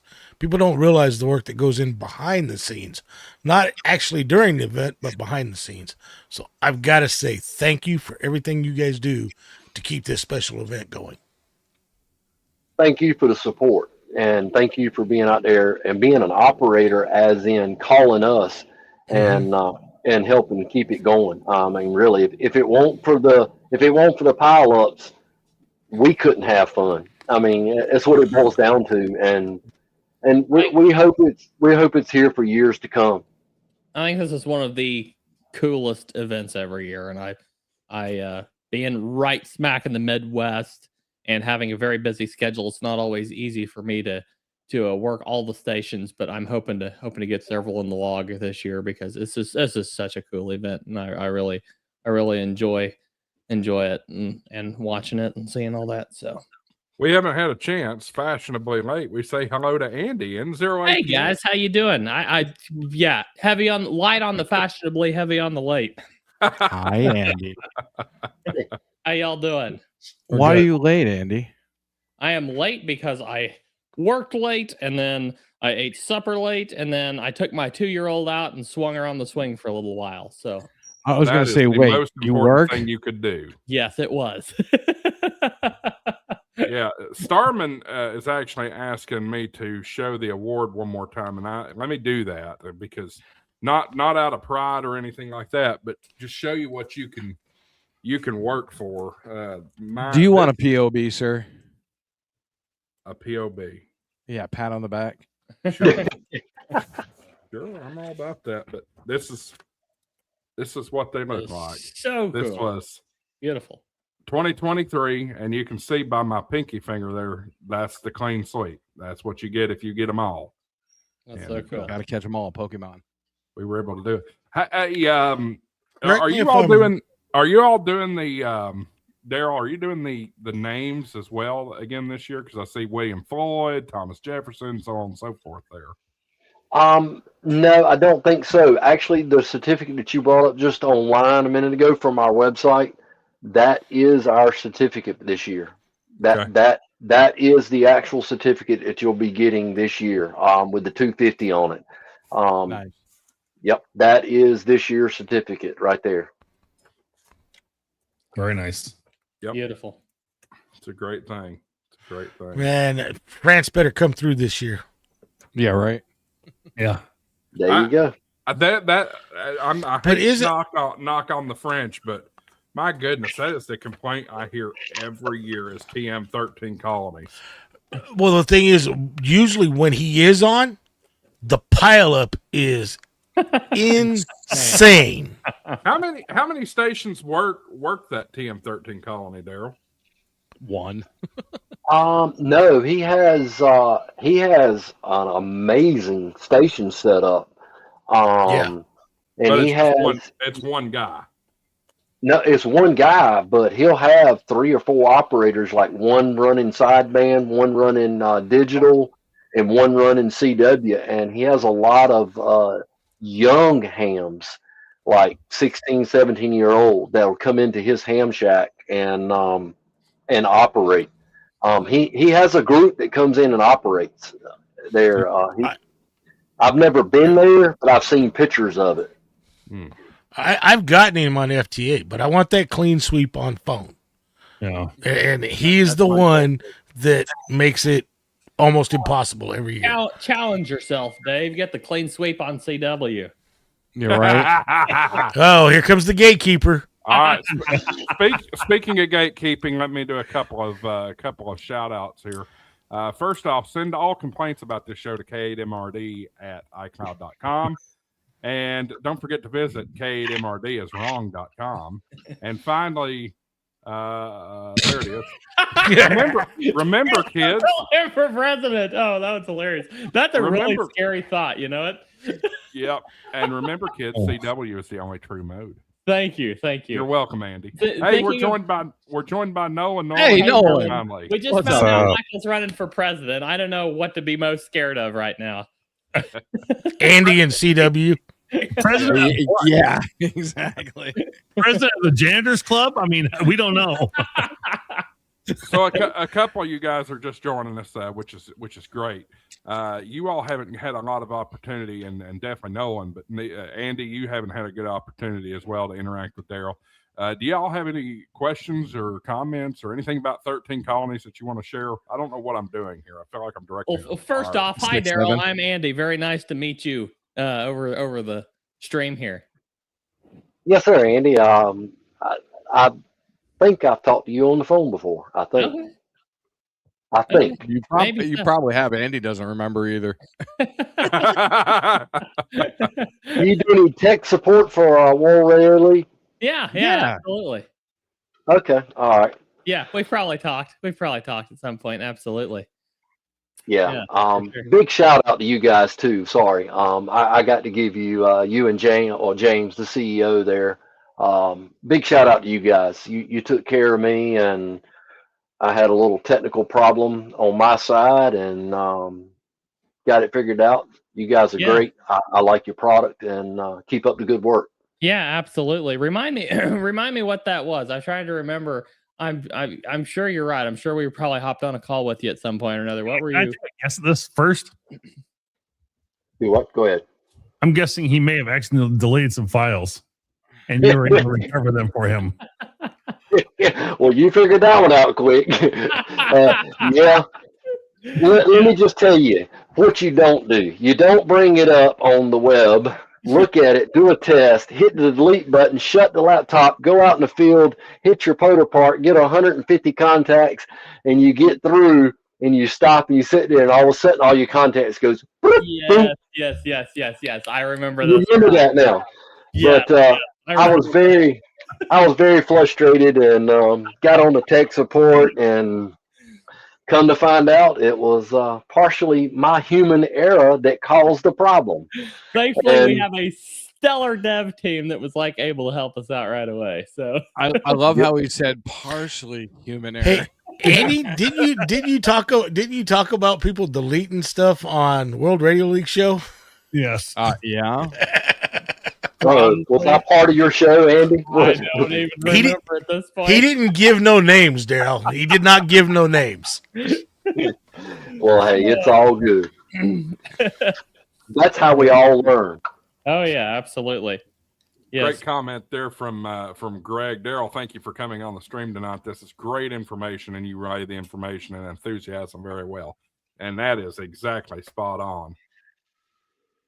Cool. Well, I appreciate, like I said, I appreciate you inviting me to come out on HamShackTV. And I will say, Josh, also probably about April of last year, in 2025, I think I ended up talking to you on 2 meters. I think that was during a ham fest. You were going. Fest. Yep.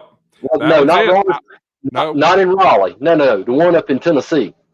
I thought it was you because I was going out to do a Parks on the Air while we were there on my anniversary. I went out to do a Parks on the Air, and you April. invited me. April. Yeah, it was April of 2025. And it was a ham fest or something. I think it was you that I ended up talking to on 2 meters. You invited me to come went out. to POTA? You went out to POTA on your anniversary. Yeah, I did. Are you Yes, still sir. married? Yes, he did. Yeah. Hey, Nolan, my wife told me to go out and do a POTA on her birthday. Oh, I that's just Her remember- birthday. I just Yeah, that was remember a what- gift for her, Dave. I remember what She ham was fest with was. me. That's still Well, dangerous, sir. I will tell you this.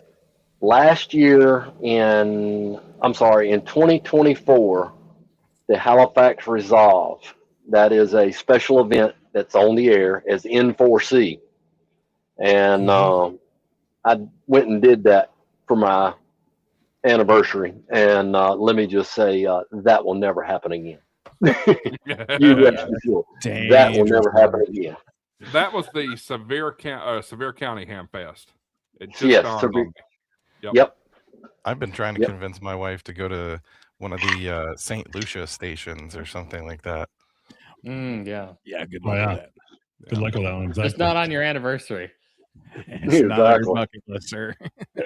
Nolan, what about you? Talk about if you got any questions for Daryl, he's here. Otherwise, tell us your experience with the 13 Colonies event. I'm going to step Daryl? out just real quick. I'm going to step out for a minute. I got to go see if I can fix a repeater issue, and I'll be popping back in a minute here. Okay. All right. Call the Well, control off. N8 NCR.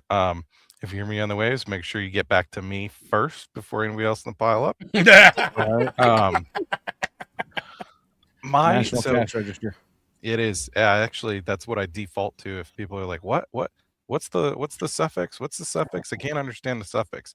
National Cash Register. People get it right away. So my experience, with the 13 colonies is every year I try, and every year I miss like 4 or 5.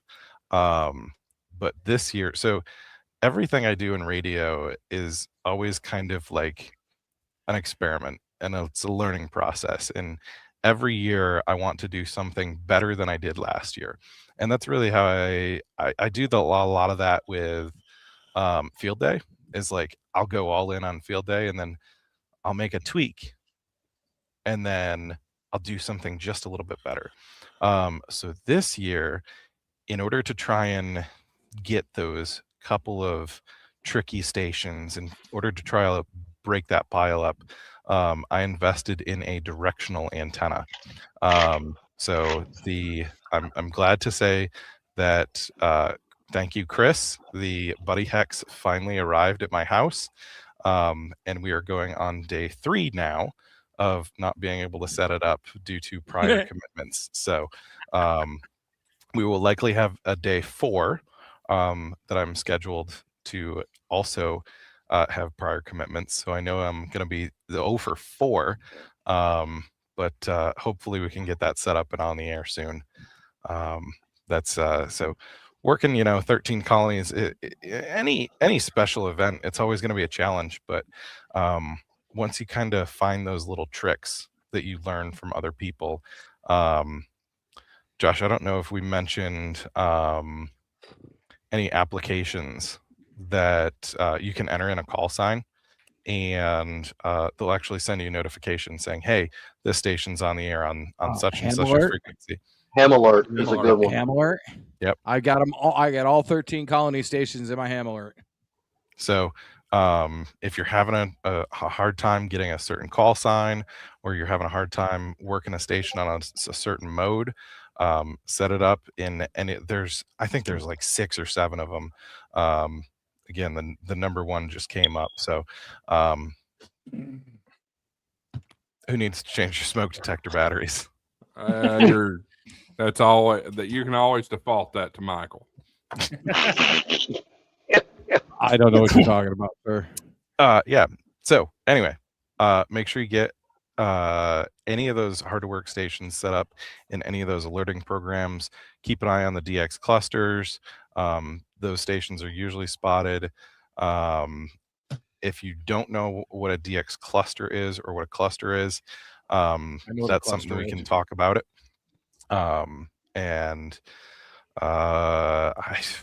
Those are about all the tips I have. Josh, did we talk about working split too? No, we have not. Oh, so God, that no. So that's another thing. If we, I was driving, I heard you guys talking about, big pileups. Sometimes stations will start working split. So for those of you guys who are listening who don't know what working split is, it's where the person who's running the frequency, or the person who's one of the colonies has a big pileup. They can't really hear a lot of people. But they want everybody to hear them. So what they'll do is they'll say like up 5. What that means is you take your radio and the last little number on there, you dial it up 5, and then you'll hear a bunch of people calling, but you won't hear any station replying back to them because they're back down 5. So they're actually working. They're working split. Can I insert a rant here just for a moment? Yeah. Okay.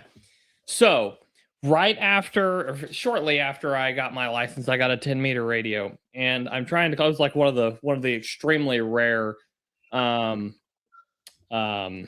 the expeditions was going on right then. It was one of the islands. I can't remember which one. 2023, 2024, somewhere around in there.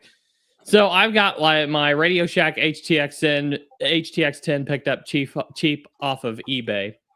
And I'm brand new, don't know. It's first time on HF. I tune in, and I mean, they're just booming in loud and clear. So they keep saying up. I have no idea what up is. So I start calling them. I'm calling them. Now, what does the guy who hears me call out immediately do? He's up. Well, I heard that. I still don't know what up means. The first time you work a split station, it is the most confusing thing in the world. It's horrible. So just if you feel the need to yell at the poor operator who's who's calling on the same frequency that the DXpedition is calling on, don't. And if you feel like helping them, don't just say he's up 5. Take a moment, just a moment. I mean, the expedition is probably going on for a week or whatever. Take just, a moment to explain what up 5 means to the poor operator who's on the other end. That's right. Don't be a gatekeeper, Andy. I've actually found a better image of this year's certificate. The other one was just a little stretched in the vertical persuasion, but here, this is another good look at it. And of course, they've got Ken Valone KU2US there as a placeholder for the for that particular certificate. But this is what you'll get if you get a clean sweep. You see, I'm pointing at it on the wrong monitor. You see right there the clean sweep with the star. Good evening, Tim. Great man POTUS in the house. Good evening, guys. Hey, say his name 3 times and he'll show up. I don't know about all that, but No, that's Mike, and that was 2 times, so we better be careful. Another thing split stations will do a lot is the general part of the band is, let's say, 20 meters, 14,225. So you'll have an extra down on 14,220, say work split, and they'll say up 5 so that everybody can work them. But there's a lot less people who can sort of, usually a lot less interference down on that part of the band. So generals, you'll be able to listen to them, but they're going to be listening to you up in the general part of the band on 14,225. They're down on 14,220, and they say up 5. Mm-hmm. Yeah. Yeah, I will warn everybody, be real careful, because a lot of the bonus stations will work in the extra portion because they're in another country, and they don't, and people do not realize somebody else. Look, I would before I got my extra class license, I was a general, and I was so happy. All of a sudden, I got, I popped out there and I called the bonus station. I got it. And I was so happy. And a good friend of mine, and he sent me a text and said, "Did you just work him?" I was like, "Yeah." He said, "No, you didn't." He said, "You did not work him. Do not log that contact." I was like, he said, "Look at your band chart." And I looked at my band chart and was like, "Oh no." I was like, "Well, it was an honest mistake, The FCC's coming to get you. You just admitted. So, I did that like 2 or 3 times prove it before I got my extra. So everyone's done it. If you haven't done it, you have. Oh, I've done it, and I got. I feel like these live on the air. I was like, "Oops, sorry." I had somebody send me a 550 word email about how I operated outside of my limitations on ham radio, and I'm like, dude, it was one contact. I messed up. Sorry.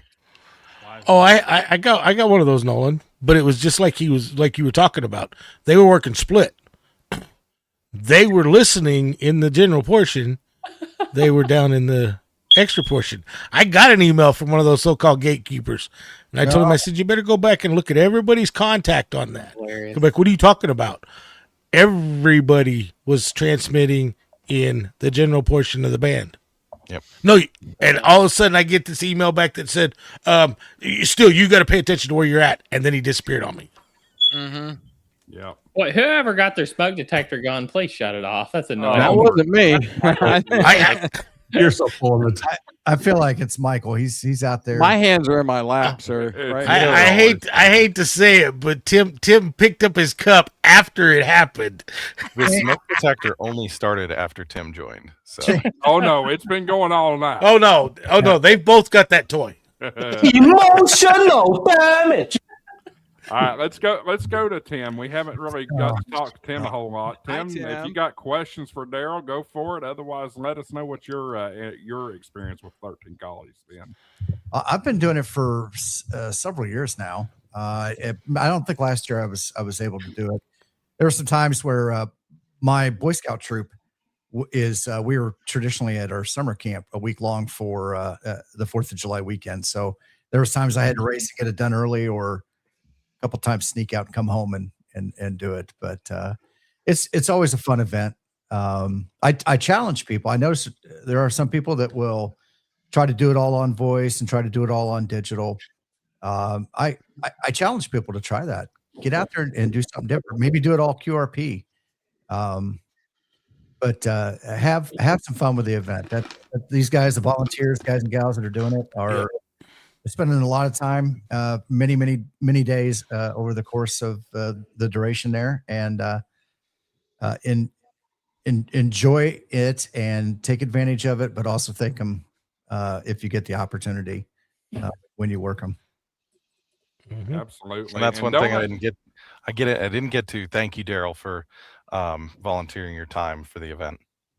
Hey, well, I appreciate it. And I've got a quick hint for you. You said you have a hard time getting in, but to all the stations, if you'll just change up your call sign a little bit, it's November 8th, North Carolina radio. And I guarantee you everybody will answer you then. North Carolina radio. Yeah. I try a few things every now and again. It's a great carbon point. rejections.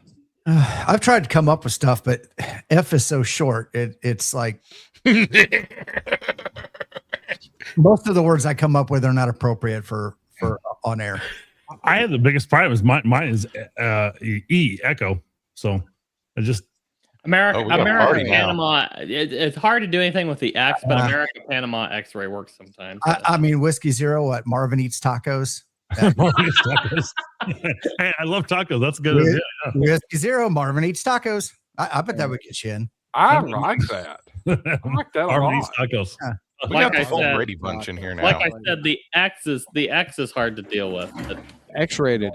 Mm-hmm. Hey, my first call sign was November 3, Bravo X-Ray Hotel.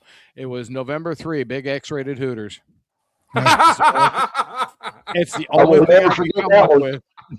Or nice 3 big X-rated Hooters. That's the only thing I could come up with, dude. So yeah, I'm right there with you with the X-ray. You can tell us after 9 o'clock. November 0, Andy plays xylophone. There you go. Hey, I'm gonna have to try that. Them all, Tim. First of all, I've got to get a xylophone, then I can.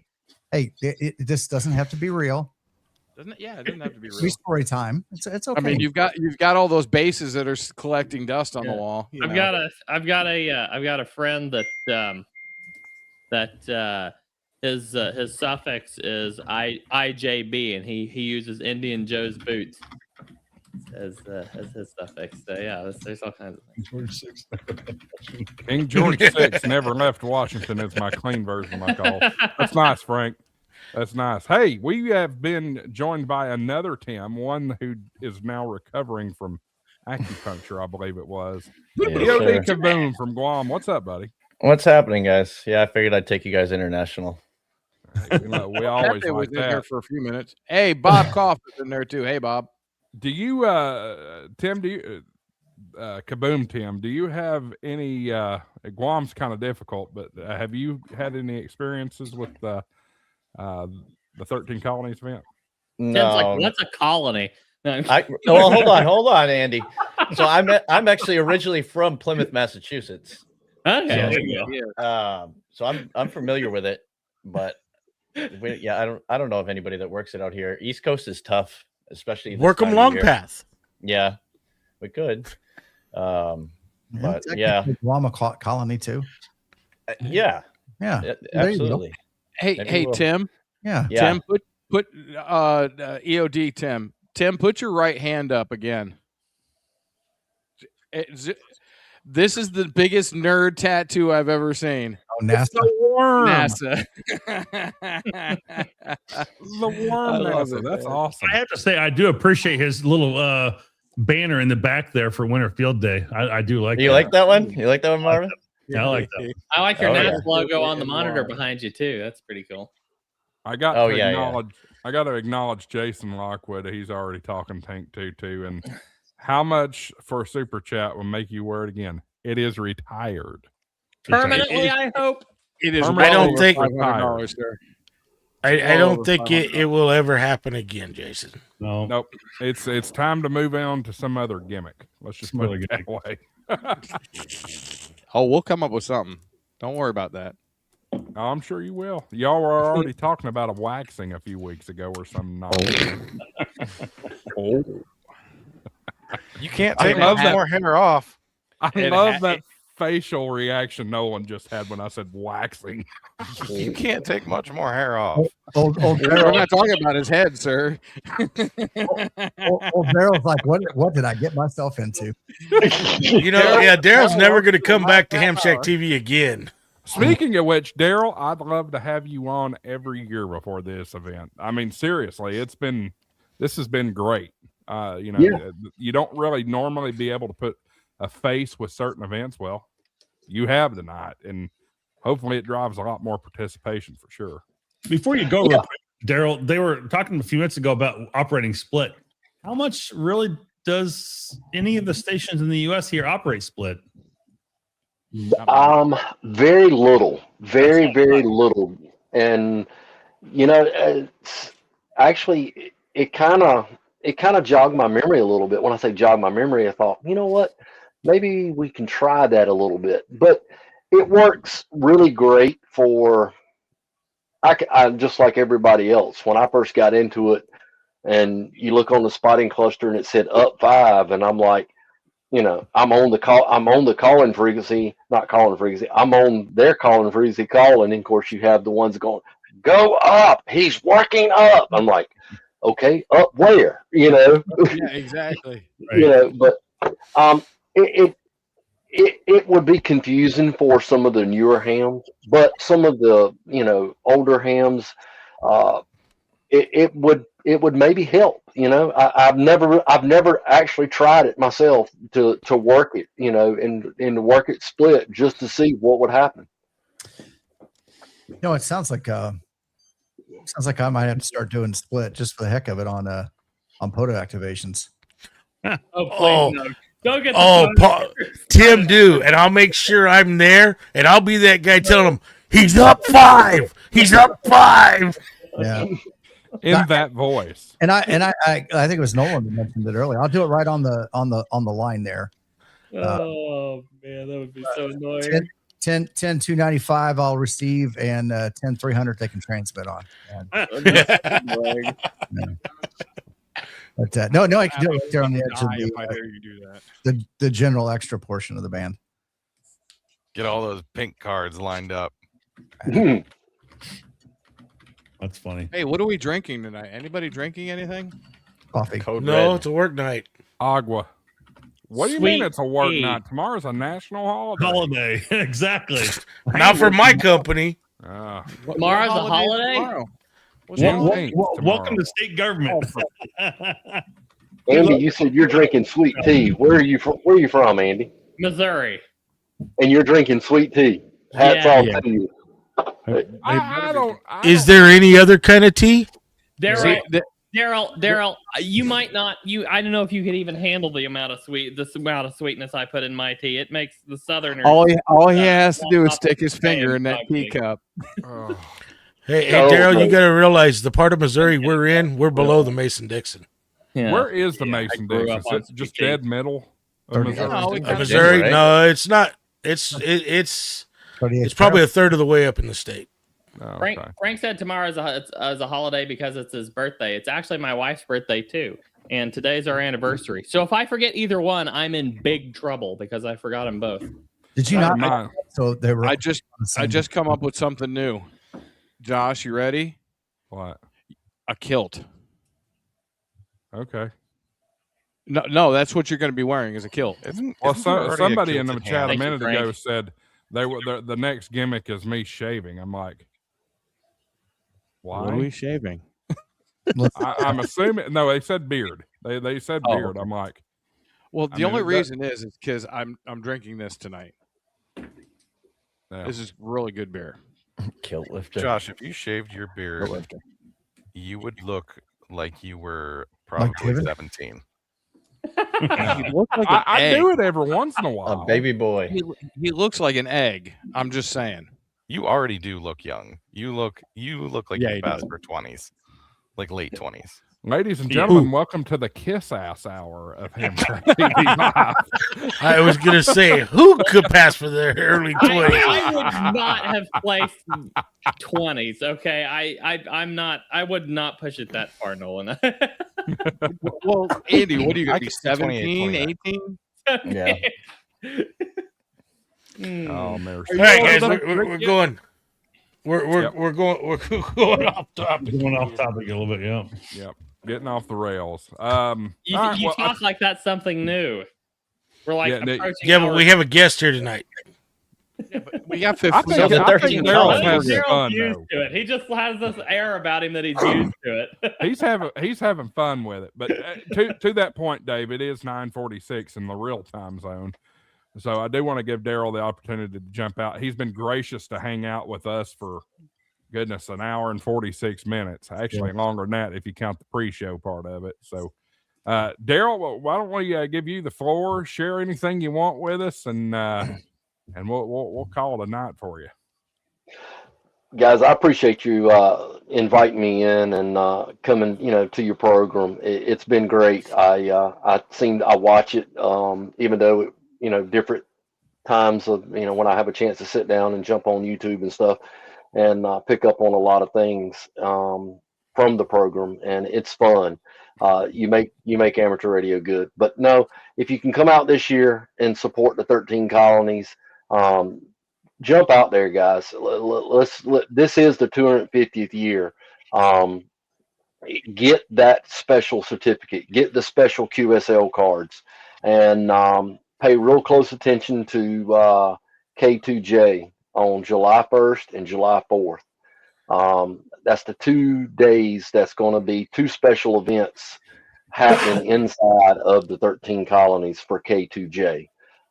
It's going to be it'll be a big event. I'm not letting the cat out of the bag yet because I want it to be something special. And but I appreciate the invite, and keep up the good work. And appreciate you guys promoting the 13 colonies. And I've had a blast. And thanks for the invite for coming back every year. I'll definitely take you up on it, Josh. And it's great what everybody does in a whole for 13 well, not only for 13 colonies, but for amateur radio. Yes. Yeah. It's certainly been a pleasure having you on, and I think it is definitely one of the most sought after, not contests. This is definitely not a contest, but the events for sure. And it reflects in the view count, at least on Hamshack TV. We are also simulcasting on Tortoise Overland, but at least on Hamshack TV tonight, we've had 375 people tune in to watch this. So it's been a great time, and yes, the offer is definitely on the table. Don't let me forget, because I will forget. But yes, come back every year, a week or two beforehand, and we'll definitely have you on. Everybody, Frank dropped the link for 13 Colonies webpage in the chat. I dropped the link for K2J's Facebook page in the chat. Great. Thank you both for that, for sure. And Josh, I know you were busy. I kind of, when I hit you up earlier, it's like, hey, give me a call. I understand. You're totally good, my friend. I get it. I understand. And it's been a bit of a chaotic couple of weeks here. yeah, and that's okay. That's all good. And hats off to you. And it was great. Great program the other night that I watched. That's all I'll say there. But Marvin, thank you for the quick response. I greatly appreciate that. And I was getting a little nervous this afternoon. Then I got the invite. I was like, "Oh, okay, cool. It's still on." But it's all good. Yeah, and I appreciate Marvin stepping in and able to make that phone call for me there. That he's a good co-producer or whatever I want to call him. Co-host or whatever, yeah. Whatever I'm co-producer. Good right-hand man. Yes, for sure. All right, well, we'll turn you loose, Daryl. Thanks for joining us this week, and good luck with K2J and the rest of them. Do you all work each other at all, or is it just strictly you're taking CQs? Yeah, we do call other colonies. We'll call with our personal call, and then we'll say, also operating as K2J, and they're like, oh, okay, cool.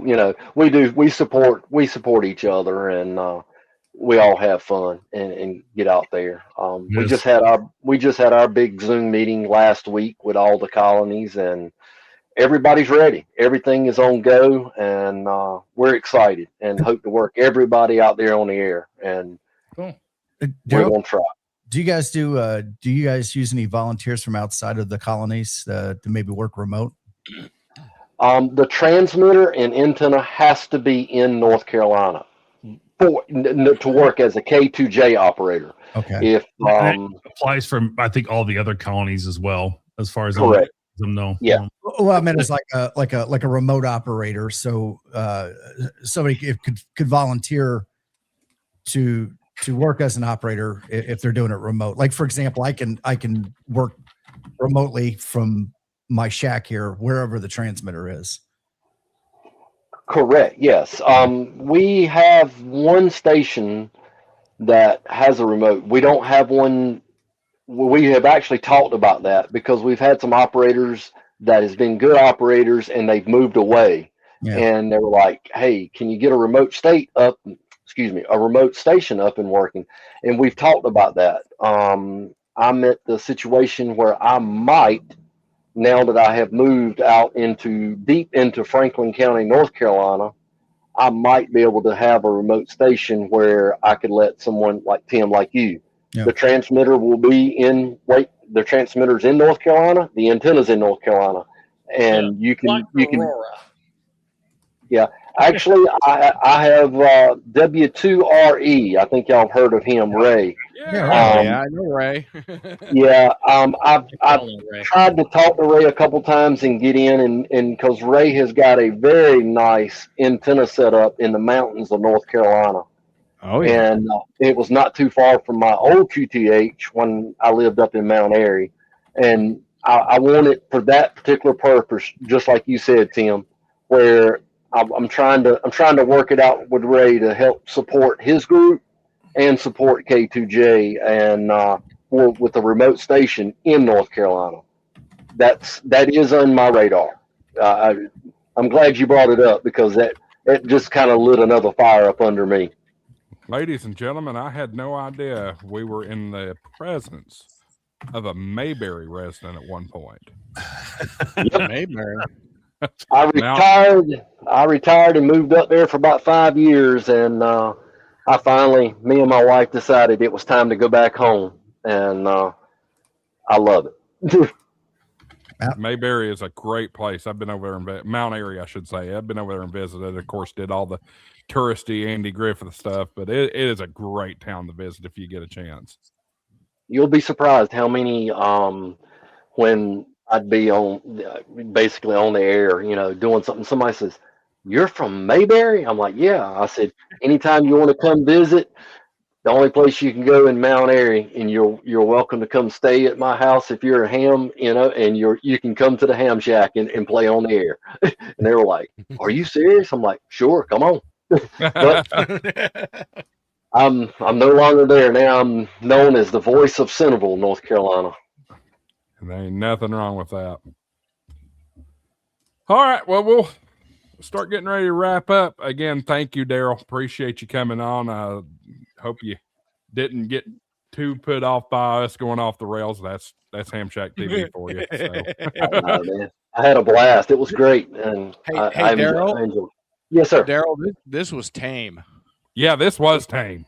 This was a very tame last half hour. Very tame. They made comments in That's what she said. That we stayed on topic for an hour and a half.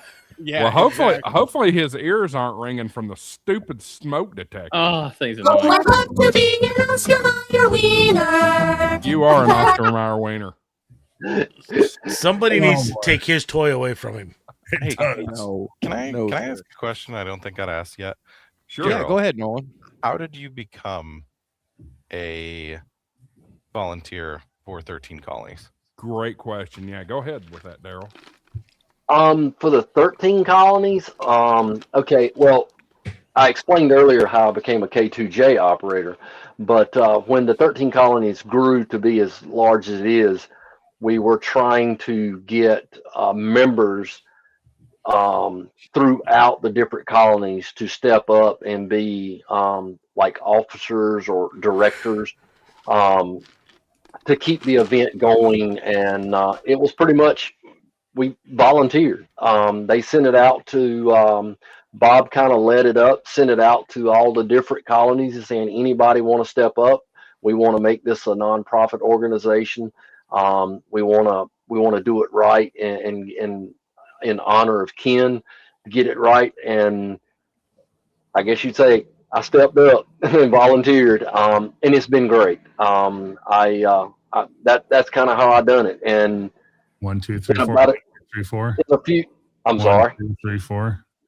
You're coming through the show, Marvin. Hey, Marvin. Sorry.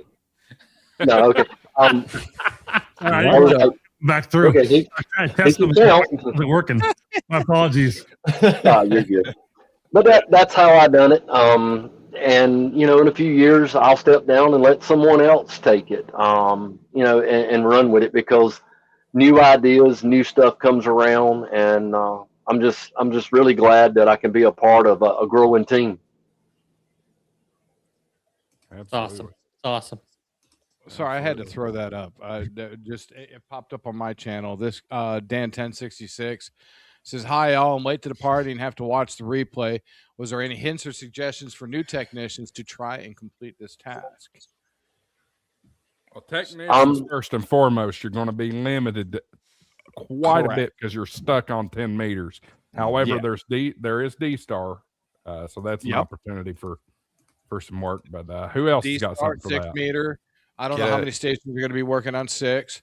You got 10 meters. You do. Daryl did say there was going to be some 2 meter activity. So it just depends where the stations are at, and then whether you can get to them. Either that, or you're going to be roving. And you mentioned 6 meters a minute ago. 6 meters has been crazy lately. Yeah. Especially with band openings from the southeast up to the northeast. So this is absolute perfect for the 13 colonies. We will be on 6 as well. Get in the seat of a general or extra. Find whatchamacallem, an Elmer. Find somebody who will work with you, get you on the right frequencies that you need to be on, and you can work towards being getting your general license or your extra license to work those stations while you're doing it. You can work them as third-party traffic. Yep. So you'd have to use either a general or an extra's call sign. Yes, you're going to use their call sign, but you'll still be able to work that station. Hey, Daryl, quick question. I heard them mention D-Star. Have you guys thought about maybe using All-Star, where it would not limit people based on a specific brand of radio?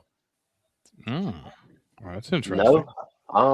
No, I hadn't thought about that. Yeah, the All-Star network uses just regular analog FM analog radios, so it would allow most people to find a node. And All-Star nodes are fairly inexpensive to set up. Yeah, I made a note of that. Cool. Thank you. All-Star would be great. Yeah, All-Star would be good. Just for those hams who can't do the HF portion of it, obviously, and can't reach everything on 6 and 10. So that would be pretty cool. Maybe a dedicated technicians that or something. That'd be worth it. That way you guys aren't getting inundated with people that could otherwise connect. I don't know. Just thoughts. You just connect to 43136 and you'll be burned up nonstop. Yeah. All right. Anything final for Daryl before we cut him loose?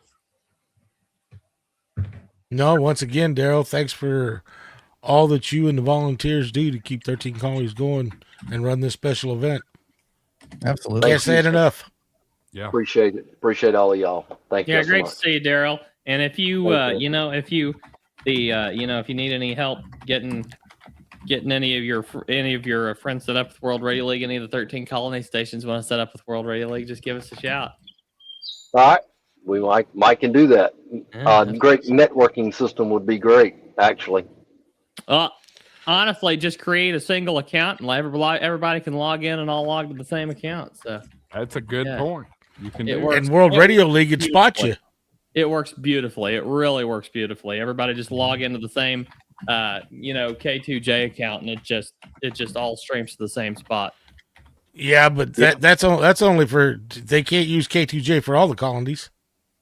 No. Yeah, but I mean, that's what you were saying. We're all the K2J operators, right, Daryl? Yeah. Each colony would have to create their own account. Yeah, each colony will have their own account name, and all the operators can just log into that account and log.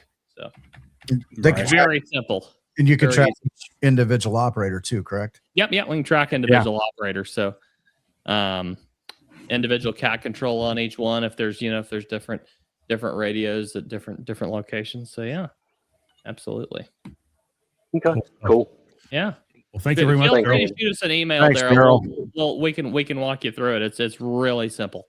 So Okay. yeah, absolutely. All right. Josh, thank you, sir, and I appreciate your time. Appreciate all your guys. Anytime. Good luck. Good luck in the contest. Or not A lot of good contest, the Special event. event. Special Definitely a lot event. of good information. We're so used to saying good luck in the contest. Yeah, we all are. Oh. All right, Daryl. Appreciate you coming by. We'll see you real All right, soon. 73 guys. 73. All right. We are officially in overtime only by 2 minutes, which is impressive. Let's do a quick around the horn. We'll start with Super Dave up there. This is the long part of the show. Yeah, this is. We still got another 30 minutes, so y'all stick around. That's because Andy will take 25 of it. No That's right. Hey, while we're doing that and while people are still watching, I need to do something real quick. It is the second to last show of the month, so I need to throw out some channel memberships free of charge. I'm going to shove that damn super It's not me, man. bull hockey. Look at Marvin. Marvin's over there smiling from ear to ear. My hands are up too. So it's not me. Marvin hit it with his elbow. I know it's God's yeah, sake. right. I'm in my barn. You think I have smoke detectors in here? You might want Hey, one. when you sit there and stay with your hands like that, and that tells us that you're trying to do something there, Michael, and say it wasn't me. I don't know what to do with my hands. 5 HamShackTV gift memberships free of charge. You get immediate access to HamShackTV emojis as well as early access to early uploads. Frank gets 1 Ham Radio Wilderness KG6 NLW Joshua CN 87. It don't matter. Super Dave gets 1 KE6 GAE. Greg Small 9284 and Jason KD2 UDR gets 1. So congratulations, guys! You have immediate access to all of that good stuff. Wow. I have 297 subscribers, dude. I am almost up to 300. Oh man, That's freaking awesome. All right. So how about this? Instead of you telling us what you got coming up, as we go around, and Andy, this doesn't apply towards you, but everybody pitch their channel. Make your best pitch. Get these people to come over and subscribe to your channels. We'll start with Super Dave. Go. no one to pitch. How's an old hillbilly supposed to pitch his channel? I don't know. Tell them to come to hillbillyham.com or whatever. Oh, Yeah, my God. guys, my channel's KE6GE, the Hillbilly Ham. I'm actually starting to do some series on stuff. ATOS 120. Started a series. Everybody talks about the bonding and everything. I'm working to get this to work just on a triple mag mount on top of the car. So that's the series I'm working on right now. I put it out the way I record it. Don't try to do anything special. And it's just an old hillbilly learning ham radio. So come watch. It's a good channel. Y'all want to check He is that a out. hillbilly, too. Joshua CN says, "Wahoo! Thanks. Now do the 7300 giveaway." Buddy, you're about 6 months Negative. too late for that one. Yep. All right, Andy, your turn. I want to pitch a channel. The World Radio League and Ham Radio Prep YouTube channels. We do the World Radio League show every Monday at 2 p.m. the real time zone, Central Time. That's 3 p.m. Eastern. For those of you who Arizona. don't know So what real wrong. time is, we have a lot of fun. We go for at least 2 hours. We went like 10 minutes over last time. Me and Well. James were hanging out and having Didn't fun. even acknowledge me when I said hello. Yeah. Well, Yes, hello. they did. They They did acknowledge you. I think I gave you a shout out. I hollered at you. I'm pretty sure. just giving you crap. So anyway, we have a whole lot of fun on the World Radio League show, and it is growing and expanding, and we're having tons of fun with it. Somebody must have given us a shout out on a live stream somewhere, because all of a sudden viewership exploded last week for some reason. I don't know what happened. But yeah, It's your 1 year anniversary. It was the 1 year anniversary. Yeah, absolutely. So we've done 53 shows now. Calling it it used to be the live Q&A, and then it turned into the World Radio League show, but 52 regular episodes, 53 regular weekly episodes. And so yeah, absolutely. That means it's a thank you year, to all the well 52. wishers. What's that? I said 52 means a year, so yeah, that would math out, sir. Yeah, it maths. Yeah. Thank you to all the well wishers there. I've been putting in a lot of work on Morse Mastery this week, morsemastery.com, and we now have live online Morse code chat. So you can go to morsemastery.com, create an account, and you can use Morse code to chat back and forth. Pretty much all the bugs are worked out of the Halakey MIDI and the V-band adapters, and you can also use what's the other adapter? The Veil adapter. You can use that in V-band mode, and they're working really, really well. So, or you can use your computer keyboard to send Morse code. I've got a setting in there for that as well. So that's all available over at morsemastery.com. Try it out. Let me know what you think. It's still very much in development, and it's not really necessarily fully released yet. We're just developing it and playing with it and having fun as we go. The team all got Morse code keys, and so we're going to have some team challenges and learn Morse code. And so this is the app. So do that in. sorry to interrupt, but back up a step, because I think I've missed something. Yeah. Is this Morse Mastery a new product that y'all are about to? Yeah. World Radio League Ham Radio Prep. Yeah, we're absolutely. Morse Mastery is the new app we're working on. It's free right now. We'll see if it stays that way, but morsemastery.com. Yeah. Mm-hmm. Wow. This is where you learn your dits and das, sir. You should have told me so I could play the breaking news clip. I thought I told you before, but maybe I didn't. I hadn't heard of it. You've lightly mentioned it. Okay. Good night, Julie. Good night, Julie. Good night, Yeah, Julie. No, Julie. Maybe that blew straight past me. Good night, Julie. Good to see you. No, Yeah. I did want to add one thing before we move on. We're not moving on yet. I'm not done. Moving on. See, I told you 25 minutes. 45 minutes, not a. There's the live chat interface. So a lot of test messages and back and forth and stuff. But yeah, it's up. Anyway, Dave, go ahead and say what you're gonna say, and then I'll. No, that's all right, Andy. Go ahead. So I'm planning on. I'm gonna get some Dave. I'm gonna get some promotional material to you for field day. I'm gonna try to make it there in the afternoon, but I want you to have the material there the whole time. I don't want it now. You don't want it now. Boy, see what kind of friends I got. I'm gonna get that to you, and so that if I am unable to make it or can't get there, well, I won't be able to get there in the morning. So I'll give that to you, so you'll have it there in the morning. Can't start operating until 1 o'clock. What Yeah, is? absolutely. Wait, What do you got there, Nolan? It's 2 o'clock. Hold on. What was Yeah, that, Nolan's- Nolan? What was that? No one's just World like Radio League flashing band shit, plan. and we don't even know what it You'll was. have to find out. Yeah, World Radio League band. No. Take a look at that. Tim, it's 1 o'clock for us in the real time zone. Yeah. It's noon on a Friday.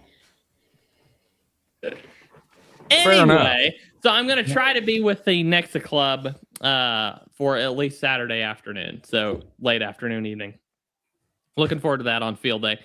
And yeah, absolutely. We're Dave, I think James is planning on sending me several band plans for some events later this year. So if me and you end up at Joplin or one of the other ham fests around here, I can get you one. So Okay.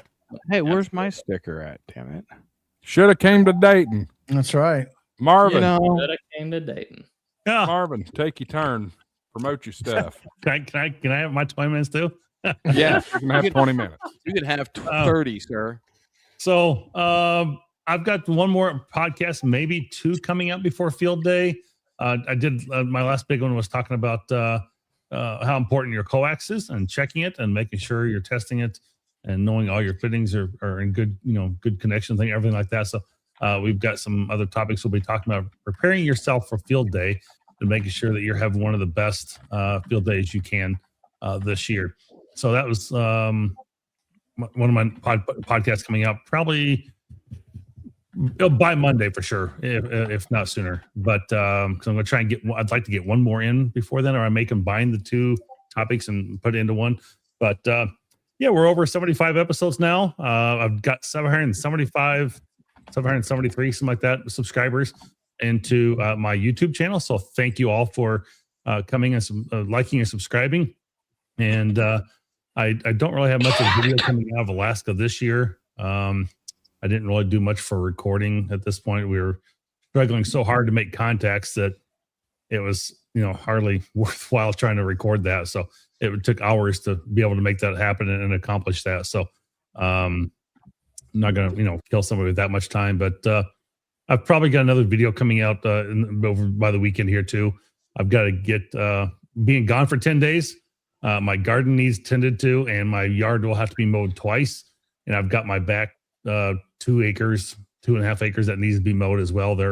It's several feet tall, and I need to knock it down a little bit. And I got deer eating some of my early pumpkin and watermelon plants, so I got to put a small fence around them as well. So deer are very destructive around this part of Wisconsin. So, but don't get him cheese.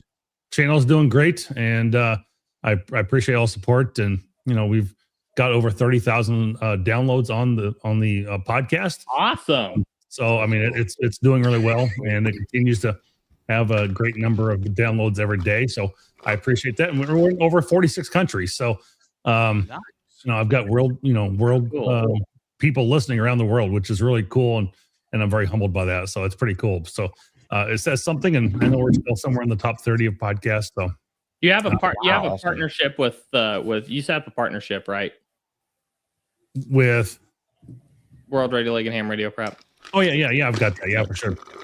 I just did a big article on my Patreon channel, Ham Radio, patreon.com/Ham Radio Guy, talking about the best 2 tools you can have in as a ham radio operator, and that's Ham Radio Prep and World Radio League. So awesome. There you go.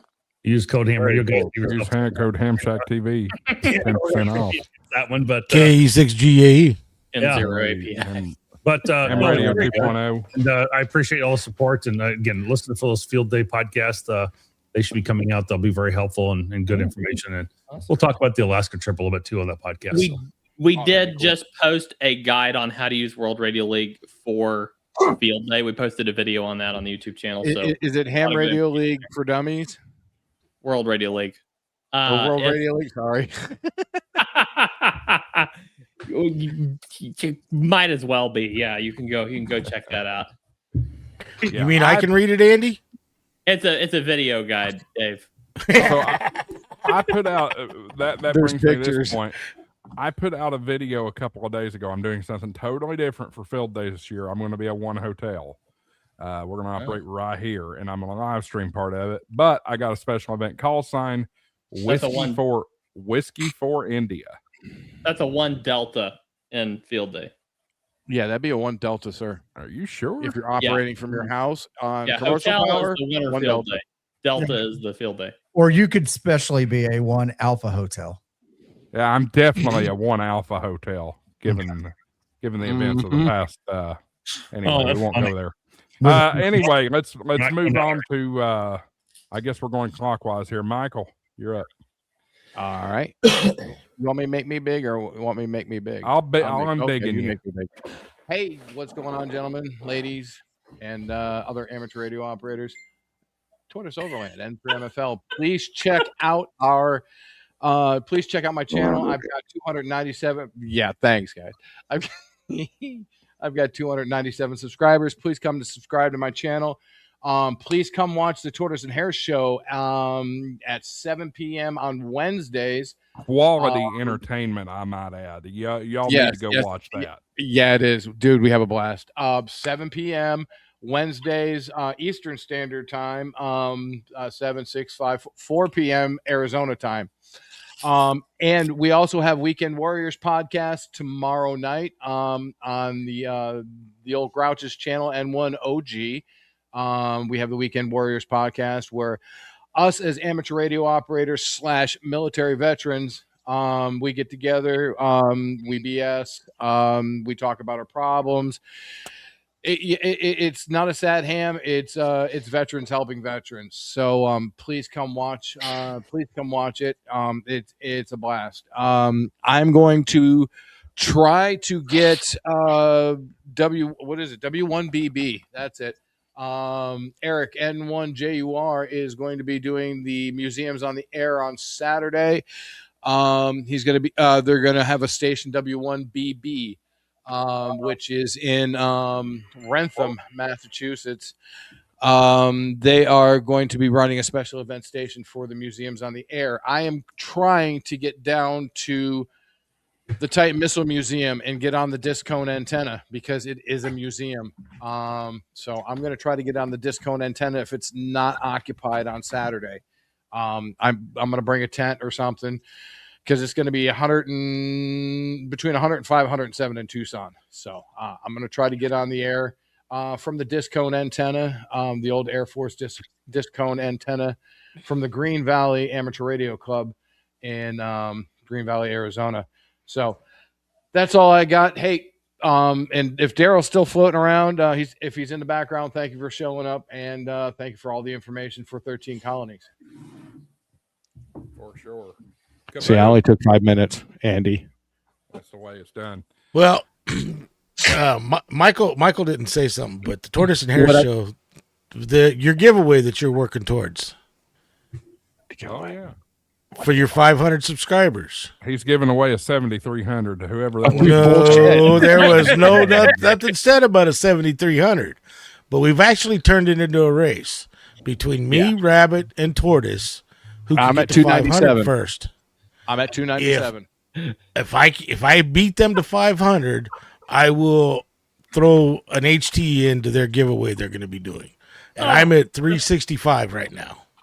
I'm at 299. I'm at 299. I just refreshed. 299.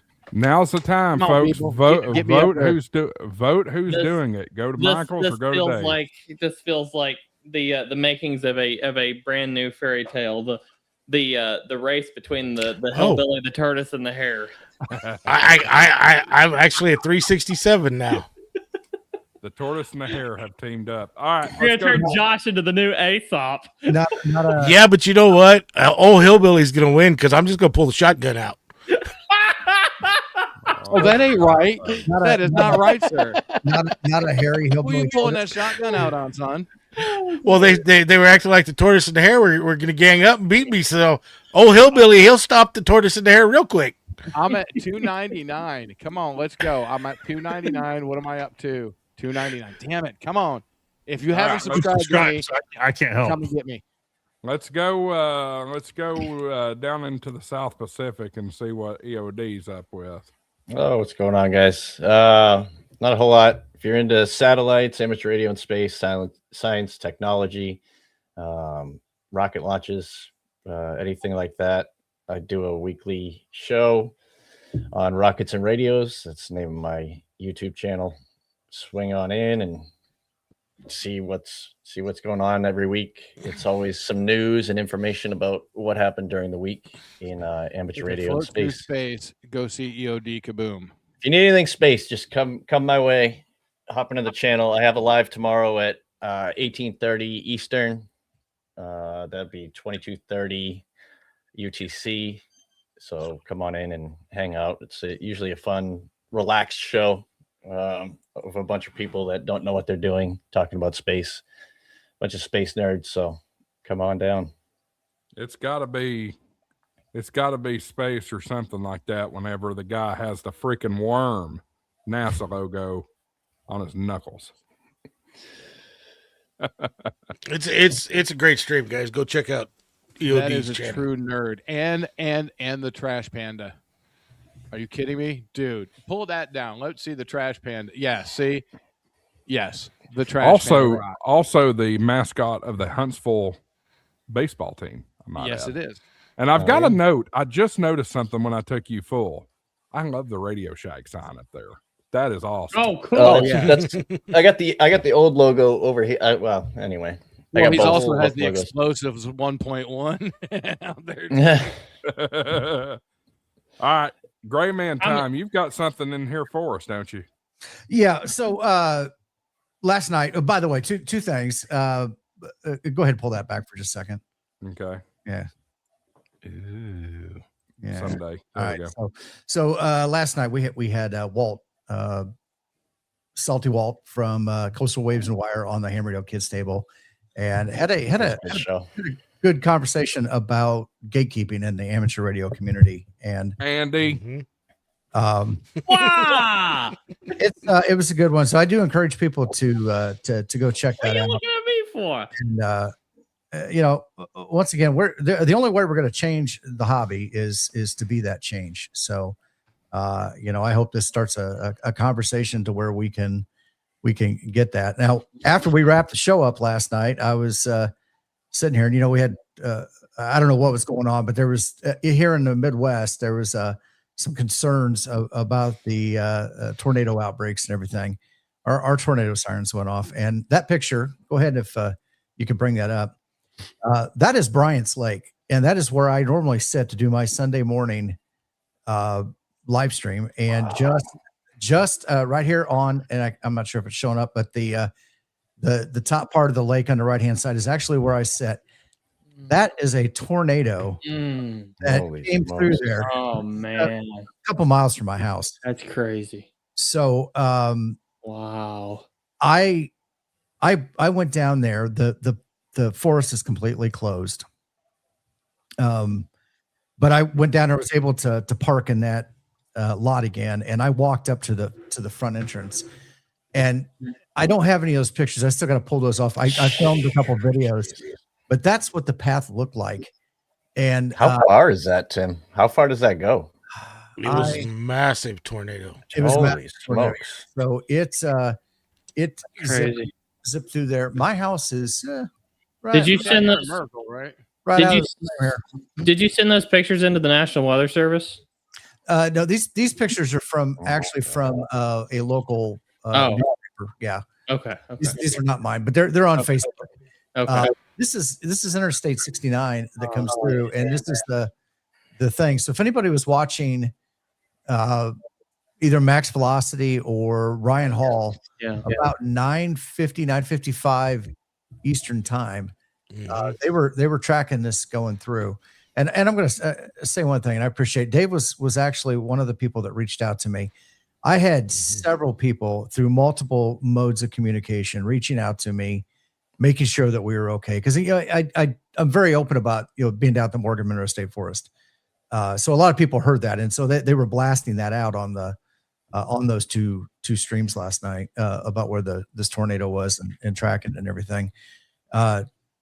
So I did walk up, and I want to let me share another tab here. did this stay mainly in the forest, or is there destruction elsewhere from it? To my knowledge, this particular one stayed just through the forest. I don't know where it stopped. Well, it looked like it, but when Ryan actually was tracking it last night, Tim, he was tracking it well before it actually hit the forest. Yes. Yeah. So fortunately, in our area, I don't know if this will. Where the hell? Oh, I'm like, there it is. I got to put it back. There we go. Okay. So this right here, the boat ramp, this is where I normally activate from. And so imagine that storm. It basically came right through here. Along that main forest road. This forest entrance right here is annihilated. Forest entrance. The entry into the forest, and Forest Road. Did it kick the door down? It did. It kicked the door down. All of the trees, whatever that path was wide, they're all just gone. And in some cases, there's routes, and I've got the videos I'll put up of this. That is so weird that it actually touched down like in the forest. Tops of the trees just gone. Now they were saying last night that the debris coefficient, Josh, you can correct me on the terms, that this was like the largest debris ball they had seen. The correlation coefficient. Correlation coefficient, yes. On a tornado. I think both guys said the same thing. That this is the largest one they'd ever seen on a tornado. The only one, Tim, that I've ever seen that was close to it was Joplin, 2011. Yeah. And that debris ball last night made Joplin look small. Yeah. That's crazy. That was throwing stuff into the air 20,000 feet. Yeah. So I don't know how high it was, but I've heard stuff as far as 20 miles away, treetops and everything. Unfortunately, not very many people. This is a mostly wooded area, and this was the basically the track this way. So it did come down. There's some private land back there, but it then came back into the forest across some private land, and it did find its way. So here are the three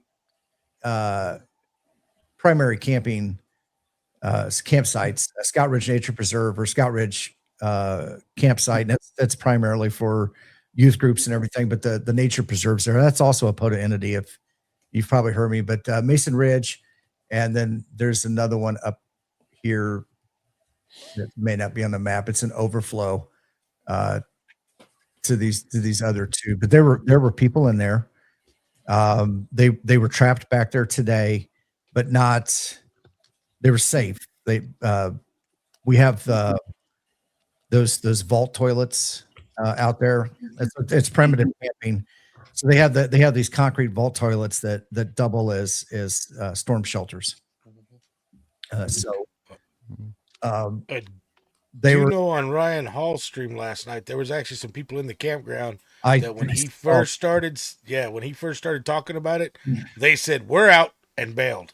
Well, so when I was watching a replay, I saw that, and the guy or somebody said that they were out of there, but their little icon was still showing in the campground like 5 minutes later on the screen. So I don't know.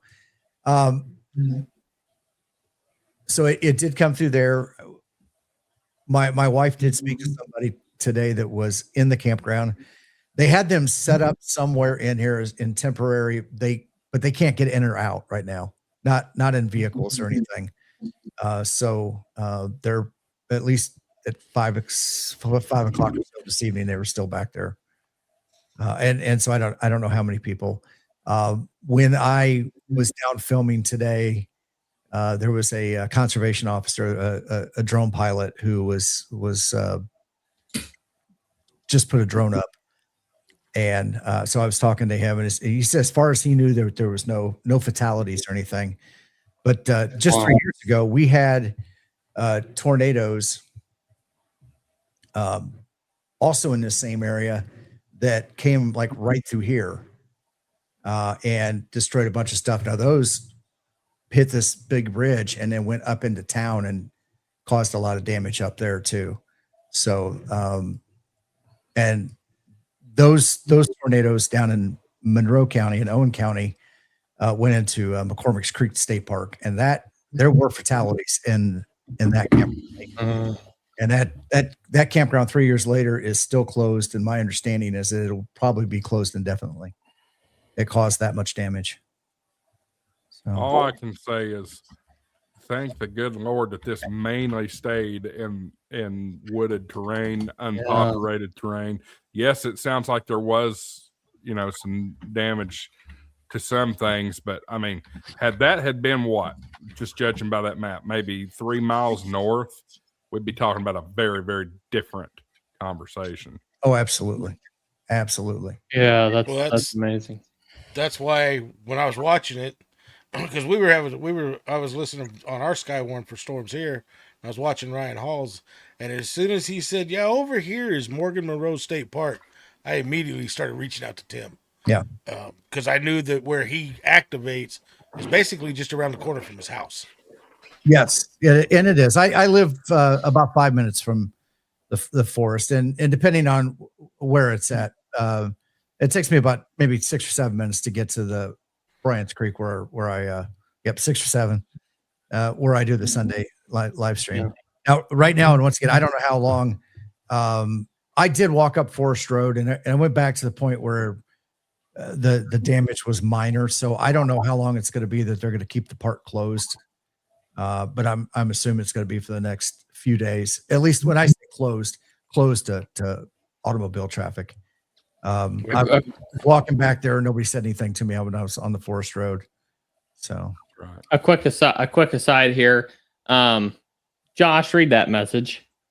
This is from my wife, and this probably represents about everybody on your screen here. I think maybe with the exception of Tim. Happy early Father's Day to my favorite person. Wow, Tim. That Tim. Oh no, I'm father and are you a dad? And mom? Oh yeah, I'm not. Okay, your father and mom. Okay, oh, yeah. Not this guy. No, I know Nolan is. I know Dave is. Andy is. Mm-hmm. Tim, you are, aren't you? Me? Yeah. Yeah. That's what I thought. Anyway, happy early Father's Day to my kids and my wife's favorite person and the best dad, to our 4 little blessings. Thank you for all you do for your family. We love you so much, Josh. And that is a huge point. It is Father's Day weekend. I actually didn't realize it was Father's Day weekend until I went and picked the kids up from daycare, and they had donuts for dads. Not that I didn't need get any donuts for dads. I'm gonna need to have a little chit chat with Ellie about that. Donuts for dad either, but yeah, absolutely. Happy Father's Day to all the dads out there. I think the only person we haven't, I think the only person we haven't really wrapped up with yet is Nolan. Now, Nolan, do you have a YouTube channel? I can't remember. I don't have a YouTube channel, mostly because I have commitment issues. Nice. So. Well, take your turn to say what's you just coming described up. all of us. So, here's the deal. Instead of calling out one particular ham that has a great channel, what I'm going to do is I'm going to call out the last ham radio channel that I found, newly found, and recently subscribed to. And that's going to be fine, and that's fine. And I appreciate that, Nolan. That's going to be the ham radio rookie. So, because I can't just pick one. Yeah, I can't pick one favorite, right? So ham radio rookie, I World just Radio found League his channel. He just put out a video about an antenna that he's working on, kind of like the spool antenna, but it's interesting. He is using I can't remember the name of the wire. Very new to me, but it's a wire wrapped in like a nylon paracord type substance, and he's actually using safety pins into that line, and then he's clipping onto that safety pin, and that is his feed point. So really cool stuff. Really interesting use of something that I just haven't seen before in the amateur radio community. So go check his stuff out. It looks like he's doing cool stuff. And if the ARRL is listening, let's get some antenna or electrical engineers on that, because he's got questions and I want to know the answers to specifically how the wound up section of that antenna is working in that antenna system. Is it a loading coil? Is it a radial? Is it what's the unused part doing in there? So those are some questions that I had when I watched that video. Yeah, I don't know. Somebody said it could be an inductive load. There was I don't know. Questions. I don't have a good answer. I'm not an electrical engineer and I'm not an antenna engineer, but I want to know. I want to find out. So I subscribe to his page. So no, and you stuck that in the chat, but for some reason you don't have a gear wrench, so it didn't make it. So I just reposted it. no one put anything random in the chat. That way I can give you a gear wrench there. But yeah, y'all go check that out. It looks quite interesting. Random. That you did exactly what I asked you to, and thank you very much. You forgot anything.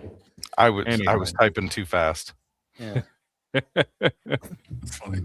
All right, Josh, great show. I've got to get out of here. My little girl's about to fall asleep, and so I got to get her to bed. Thank you for another great episode of HamShackTV Live. Great to see y'all.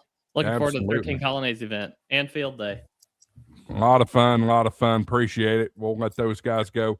Real quick wrap up from me. Again, I want to say thank you to everybody that has been supportive over the last couple of weeks. It's been a hard couple of weeks. And I know I've been whiny, and I kind of regret posting some of the stuff that I have, but at the same time, I don't. One thing that I've always wanted to be is very transparent with the audience and that kind of stuff. So, we got to make some sacrifices to make these things work, but certainly thank you for your support. Thank you for your friendship. Thank you for hitting the subscribe button and coming back here every week and hanging out with these crazy fools. So anyway, that's going to be about it for me, at least for now. Next week, we will start talking about Field Day. Yeah, guys, it's Field Day's already here. Friedrichshafen is coming up. I believe we may be talking to Pepe about Friedrichshafen, so looking forward to that. Thanks for watching, everybody, and we'll see you coming up soon. AA4WX WSCB 693. You think you're going to get that clip tonight? You think you're going to get the clip? You really think you're going to get that clip? I don't think so. Thanks for your time. And don't forget, Check your blood sugar. Check it often. 73, everybody. I'll see you next week.